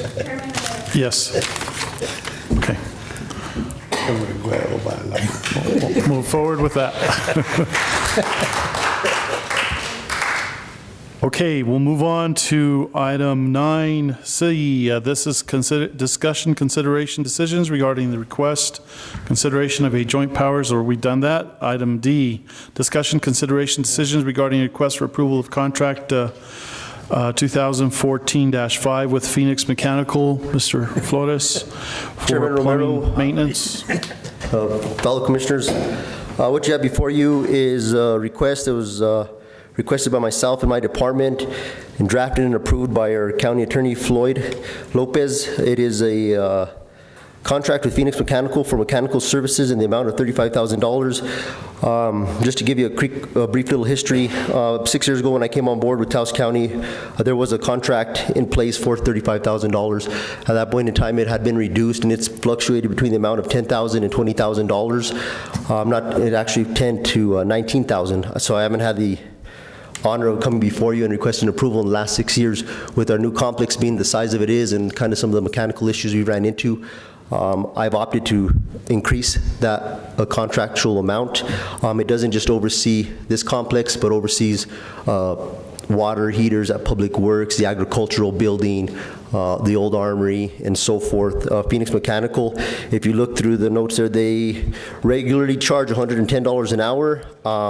Through working with me, they have reduced their hourly rate to $55 an hour, which is $65 less than their normal amount. They also came underneath Hawk Mechanical, which is at $75 per hour, and Cartwright's out of Santa Fe, which is $143 an hour, and also In and Out Plumbing, which charges $110 an hour in the Taos area. So we are saving money and getting things accomplished with Phoenix Mechanical. I request your approval of this contract. Okay. And this is for 1 year? Yes, sir. Okay. Commissioners? And In and Out came in at what? I thought they were hiring plumbers. Sir, prior to what's been going on in the news and so forth, I, doing my due diligence as a department head, have sought out quotes from various plumbing companies, and the last 2 years I have utilized In and Out Plumbing as a quote of reference. They do charge $110. I utilize Hawk Mechanical. They are the larger plumbing companies in the area, but just to mention, Phoenix Mechanical and Hawk Mechanical provide the most thorough service and overall service that the county can get. Okay, thank you very much. Is there a second? Thanks, sir. Madam Clerk? Yes. Yes. Yes. Yes. Yes. Thank you, gentlemen. Thank you. Move to break for lunch there, Mr. Chairman. Okay. Before we take the vote, I guess Mr. Chuleta, who's putting together the Frito pie lunch? Mr. Chairman, Commissioners, the actual Taos County Social Committee is actually putting that together. It's outside of commission chambers, and we would invite everybody to, if they'd like to grab some lunch there, that would be available for them. Okay, very good. Okay, Madam Clerk. Yes. Yes. Yes. Thank you.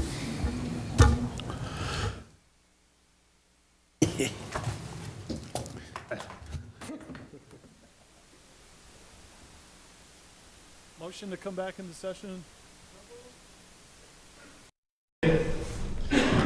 We'll continue with the agenda from where we left off. Thank you very much, Commissioner Dudon. Roll call, please. Commissioner Blankenhorn? Present. Vice Chair Sanchez?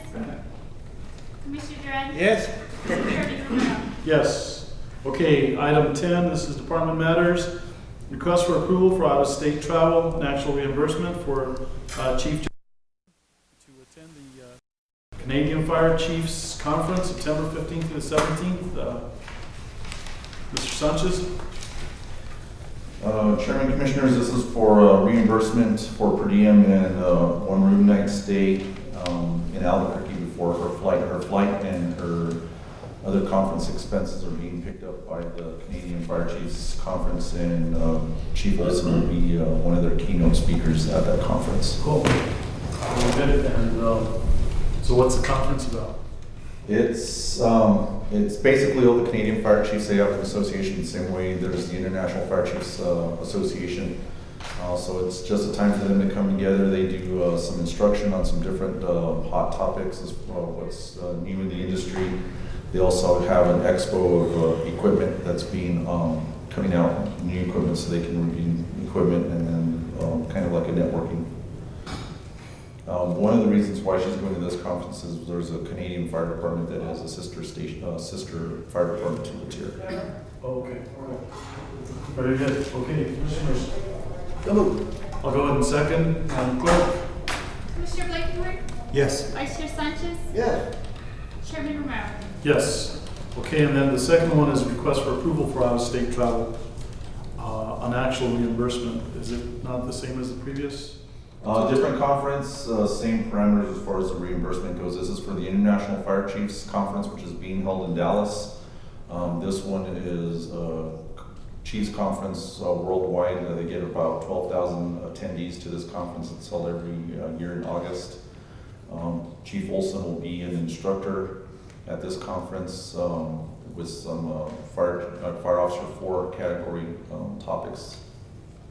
Is any of it being reimbursed by the other entities? Or? The conference, it's the same, like I said, for her airfare, and the conference itself is being covered by the conference. It's just her per diem from here to Albuquerque, one night stay at the hotel in Albuquerque before her flight the next morning. Okay, very good. Chairman Sanchez, this is, she's an instructor on these, right?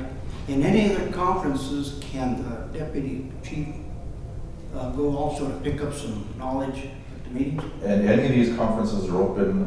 It's for the International Fire Chiefs Association. There's usually a fee that you have to pay every year to be a member of the association, but you're more than willing to go to the conferences. There's beyond this, there's other conferences that anybody can attend. There's an International Fire Expo, which is usually held in Indianapolis. But once again, that's more of just new equipment, new apparatus that's being showcased, but anybody can go to that. They usually do have some courses there. So there's usually stuff out of state, and then we do have stuff in state. We do have some members from other departments that attend the in-state, as far as going to the New Mexico Firefighters Training Academy for their, they do a week-long school, like an annual fire academy every year. There's other courses that are offered by the state academy throughout the year as well. And Eric, Alan, the reason I bring this up, I see Eric back here, another gentleman for something stolen, you know. In the future, for them and others, let's say the Tier, Costilla, Amalia, which can these trainings be beneficial to these folks? Yes, it would, and actually we had the Enchanted Circle Fire Chiefs Association meeting last night in Red River, and I actually encouraged the other fire chiefs there that if they do have the funding and have the time to start going to some of these out-of-state conferences so they can do some of that same networking, get some other experiences from those conferences as well. Thank you. Thank you, Mr. Sanchez. We've voted on this. There's a motion, and I second it, I believe. Madam Clerk? Commissioner Blankenhorn? Yes. Vice Chair Sanchez? Yes. Chairman Romero? Yes. Okay, thank you. We'll move on to item 11, Commission reports, matters. Discussion only. Actually, item B, we did item A, discussion, consideration, decisions regarding the funding for the adult literacy. Commissioner Blankenhorn. Thank you, Mr. Chairman. I've been hoping to find a way to help the Adult Literacy Center with a small contract because they do such good work and because their work is so connected to our business and government of health, safety, and welfare. The program works with adults who haven't gotten a high school education, and it increases their education level, which has beneficial effects on employment and health and less incarcerations.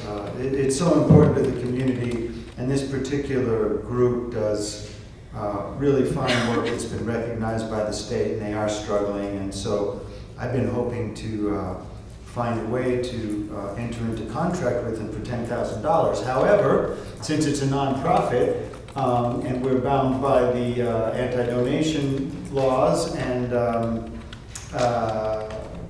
procurement, the only way that we could do this would be to issue an RFP that asks for a program that helps adults without a full high school education, and then see who's out there. It seems to me unlikely that there's any group out there other than the Adult Literacy Center, but you never know.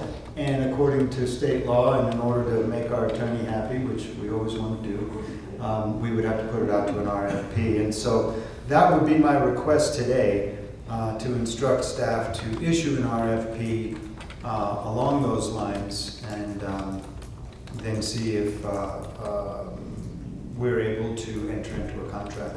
But I wanted to see what the commission thought of the idea before I make a motion.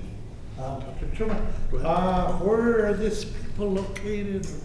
This particular group, and again, if we issued an RFP, it would be for everybody in the community. We can't, you know, Bob, get nervous if we, you know, focus on a pre-chosen group. But to answer your question, they get their rental space at UNM.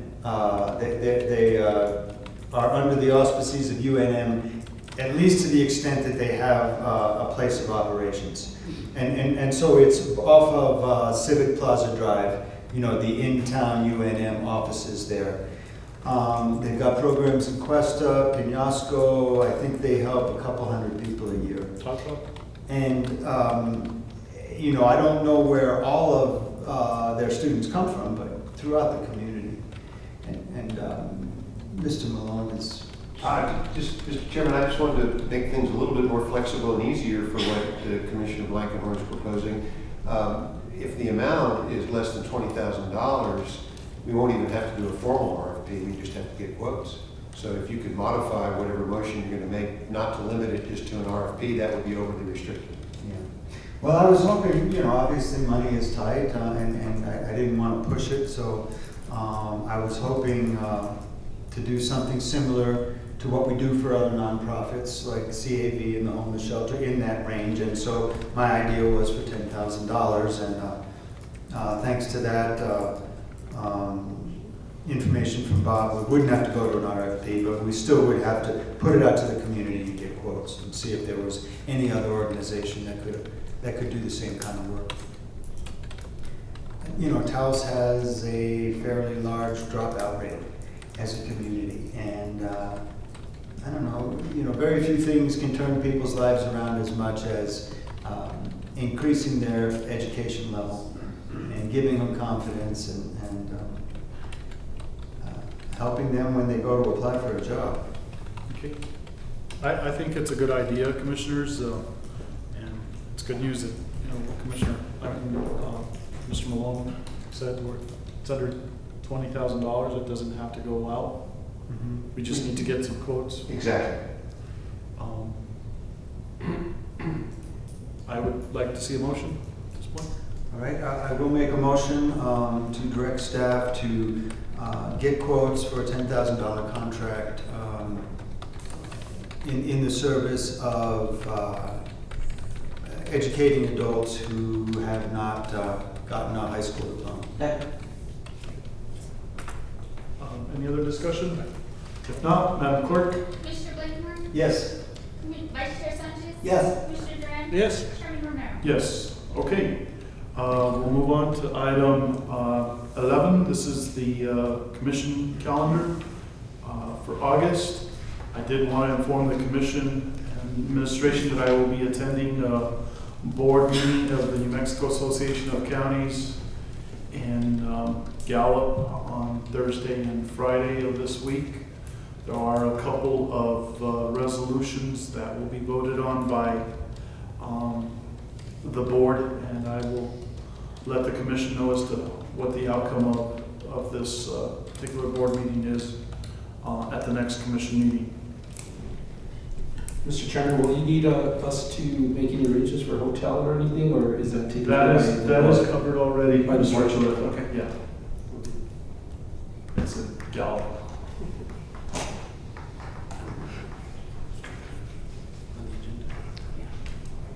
Commissioners, is there any changes to the calendar in front of you?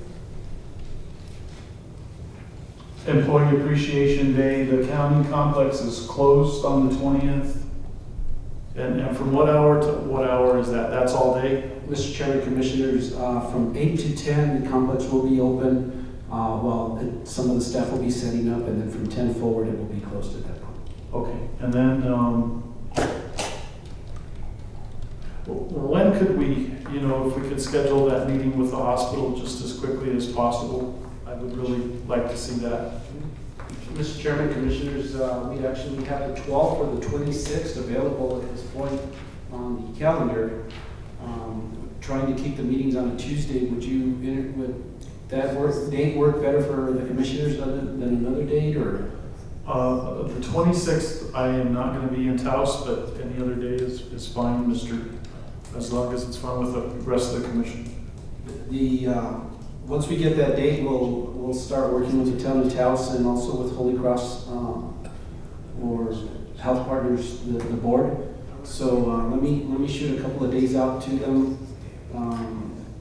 Is there any other day that sticks out? The 12th, I just think it's going to be too soon by next Tuesday to have it. So maybe we could do 27th. Was that? That's good. 25th, 27th. I can check those 2 days. Is that okay with all the Commission? Okay. That's good with me. Let's shoot for those 2 days, and then I'll check with the town of Taos, and we'll also check with the hospital. Mr. Chairman, do we have any land use appeals coming up? I know the Blackstone Ranch, I thought that there was an appeal. I don't know if any dates have been set. I think at the last commission, Edward said we'd put it on for August 19th. I think that was what we finally decided on. Oh, I forgot. Thank you. Also, Mr. Archuleta, you and I had discussed in the future, in the near calendar, as far as a work study or a retreat for those commissioners that are staying in office as of January 1st and the incoming commissioners. Yeah. But obviously we still have to wait till the November election to have the incoming commissioner for District 2. But I would like to really see the planning of a, I want to call it what would it be called, a retreat, a work? We've had them in the past when Del Morrison was at the county. Strategic planning? Yeah. Retreat, yes, sir. Yeah. And sometime possibly maybe in November, early part of December. Mr. Chairman, Commissioners, yes, we're looking at that at the late part of November, 1st of December. We're also wanting to make sure that we don't have a conflict because the new incoming commissioners will be going to the elected officials boot camp in Albuquerque through NMAC, and I asked Renell yesterday to actually try to find those dates so that we can schedule accordingly, but it will be after the election in November. Very good. Anything else, Commissioners? If not, we'll move on to the next item.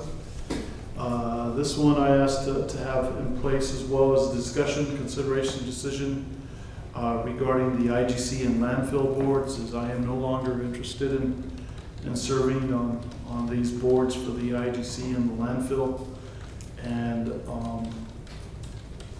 hoping that at least for the next 6 months, one commissioner would be interested in serving on one of these boards, maybe Mr. Blankenhorn. They usually take place on the third Wednesday of the month. Sometimes the IGC doesn't meet for a few meetings or a few months.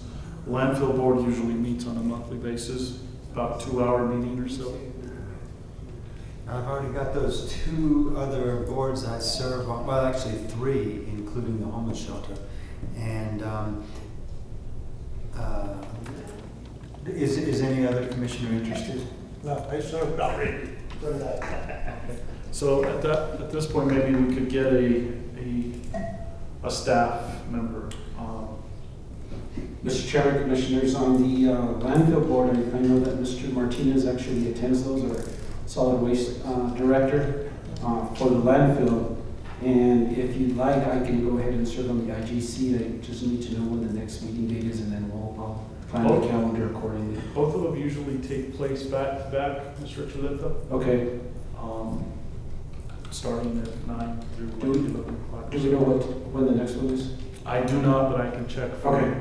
If you would just give me that information, If I can't speak for both of them, I can also, Mr. Martinez does sit on that as our director from the solid waste for the landfill. Correct. And so I can have him continue to do that and then get information to us, and then I can sit on the IGC until we have the new commission come in and put. Okay, so I believe this commission would have to give that individual the authority to vote on behalf of Taos County. So move to give Edward Martinez the authority to vote on the landfill. On behalf of Taos County on solid waste, and Mr. Archuleta, the authority. Okay, very good. Second. Okay, Madam Clerk? Commissioner Blankenhorn. Yes. Vice Chair Sanchez. Yes. Commissioner Duran. Yes. Chairman Romero. Yes. Okay, on to item 12 of the agenda, legal matters. Item A, a discussion concerning a report on litigation. This matter may be discussed in executive session under the Open Meetings Act exemption of 1015-1H7, which allows for discussion of pending or threatened litigation. We have item B, discussion concerning the acquisition of real property. This matter may be discussed in closed session under the Open Meetings Act exemption of 1015-1H8, which allows for discussion of property acquisition and disposal of real property. Discussion consideration may actually take place in the open meeting. And item C, discussion, consideration, decisions regarding negotiation with AFSCME and Council 18, Taos County Public Employees, Local 1193. This matter may be discussed pursuant to Open Meetings Act exemption of 1015-1H5, which allows for discussion of bargaining strategy and decisions on collective bargaining agreements in executive session. Motion for for executive session. So moved, Mr. Chair. I'll go. Okay, Madam Clerk. Commissioner Blankenhorn. Yes. Vice Chair Sanchez. Yes. Commissioner Duran. Yes. Chairman Romero. Yes. Okay.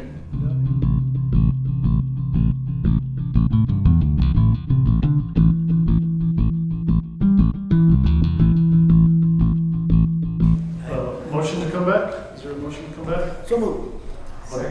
Okay, Madam Clerk. Commissioner Blankenhorn. Yes. Vice Chair Sanchez. Yes. Commissioner Duran. Chairman Romero.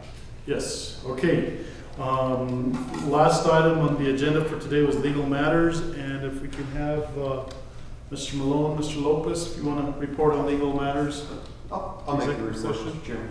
Okay.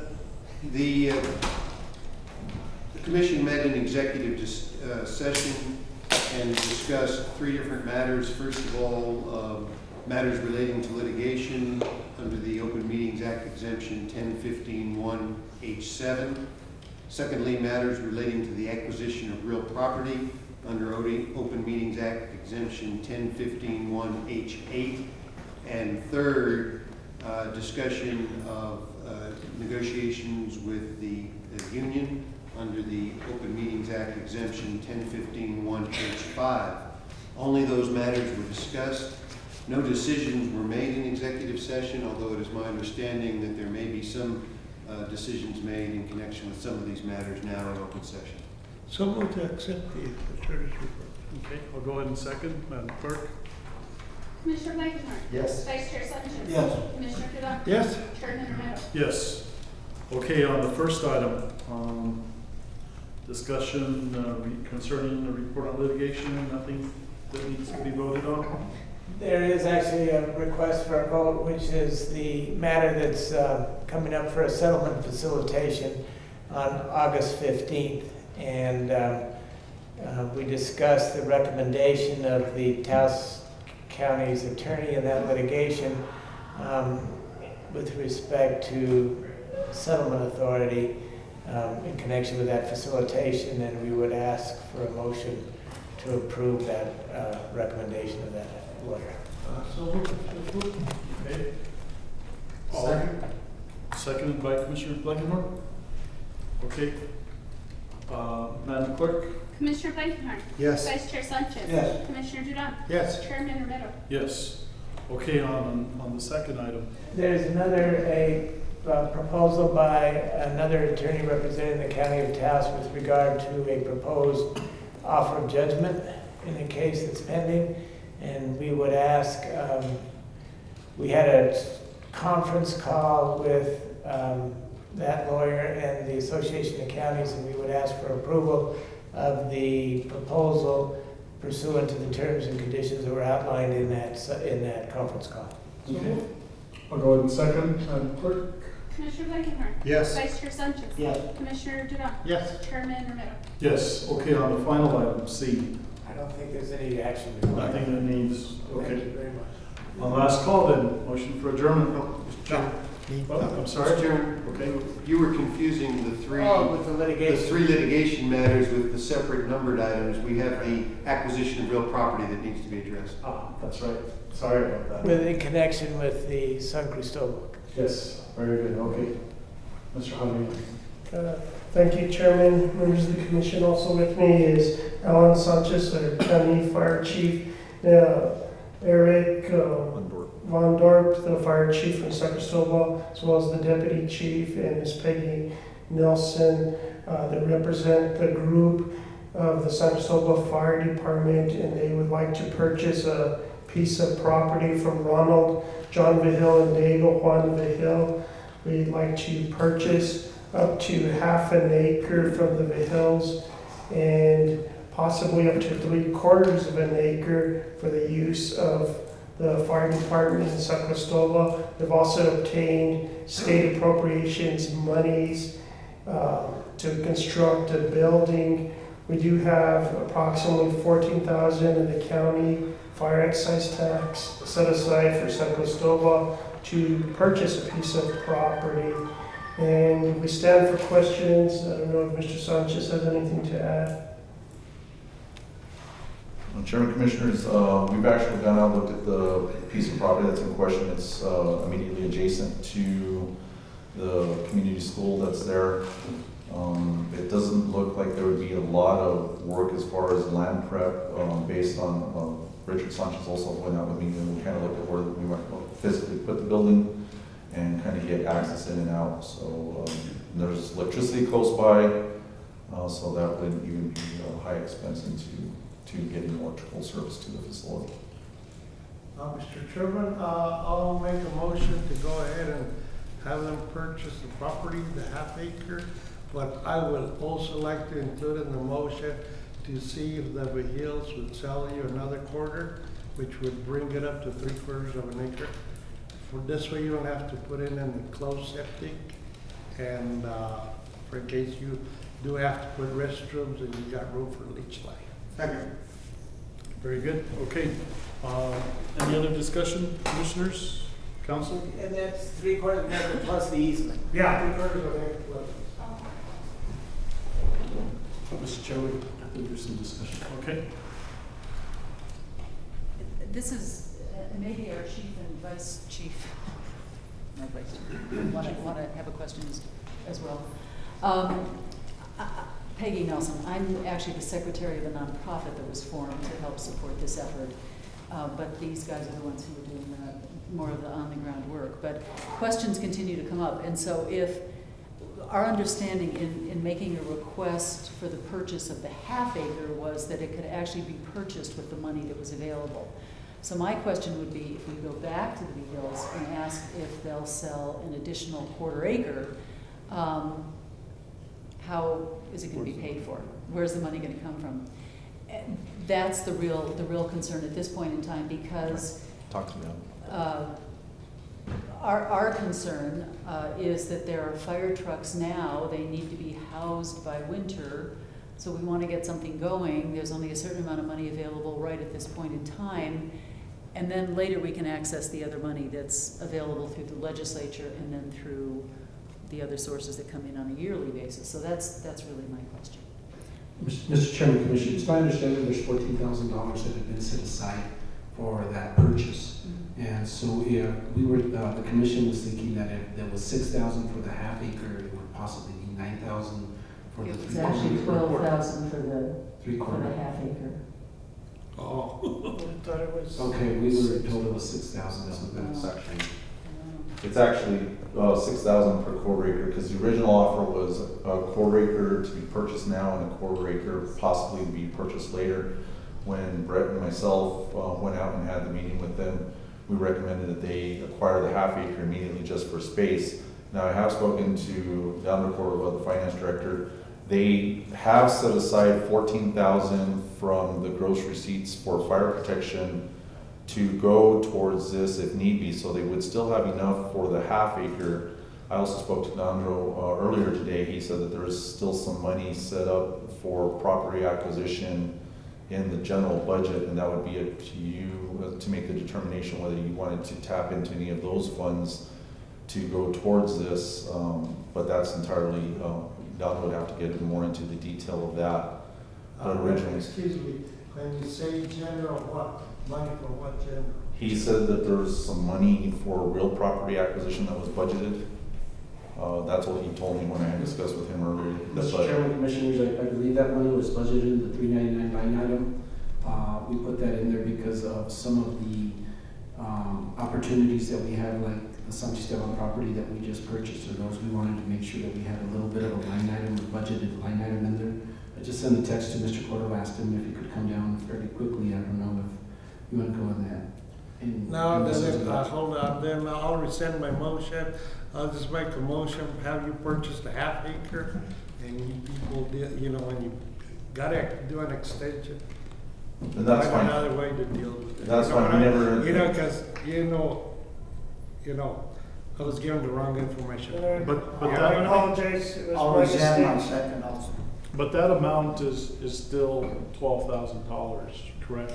It's Yes, the half acre would be $12,000. What we had budgeted for San Cristobal out of the fire excise money was an amount right around $14,000. So that's why we were kind of just looking at the original half acre, wanting to move as quickly as we could with that to get the state appropriated money to get a structure up before winter to house the apparatus that they have been acquiring, and then that way they would have the structure set up for their state inspection in January, which would be the end of their one-year probationary period. At that time, they would be prorated. If they were successful and adopted by the state, then they would also get prorated state fire funding from January to the end of the fiscal year. So going back to the land acquisition, in total, the cost per quarter acre segment is about $6,000. We're paying $12,000 for half an acre. If we wanted an additional 3 or quarter acre, it would be at least $18,000. Yes.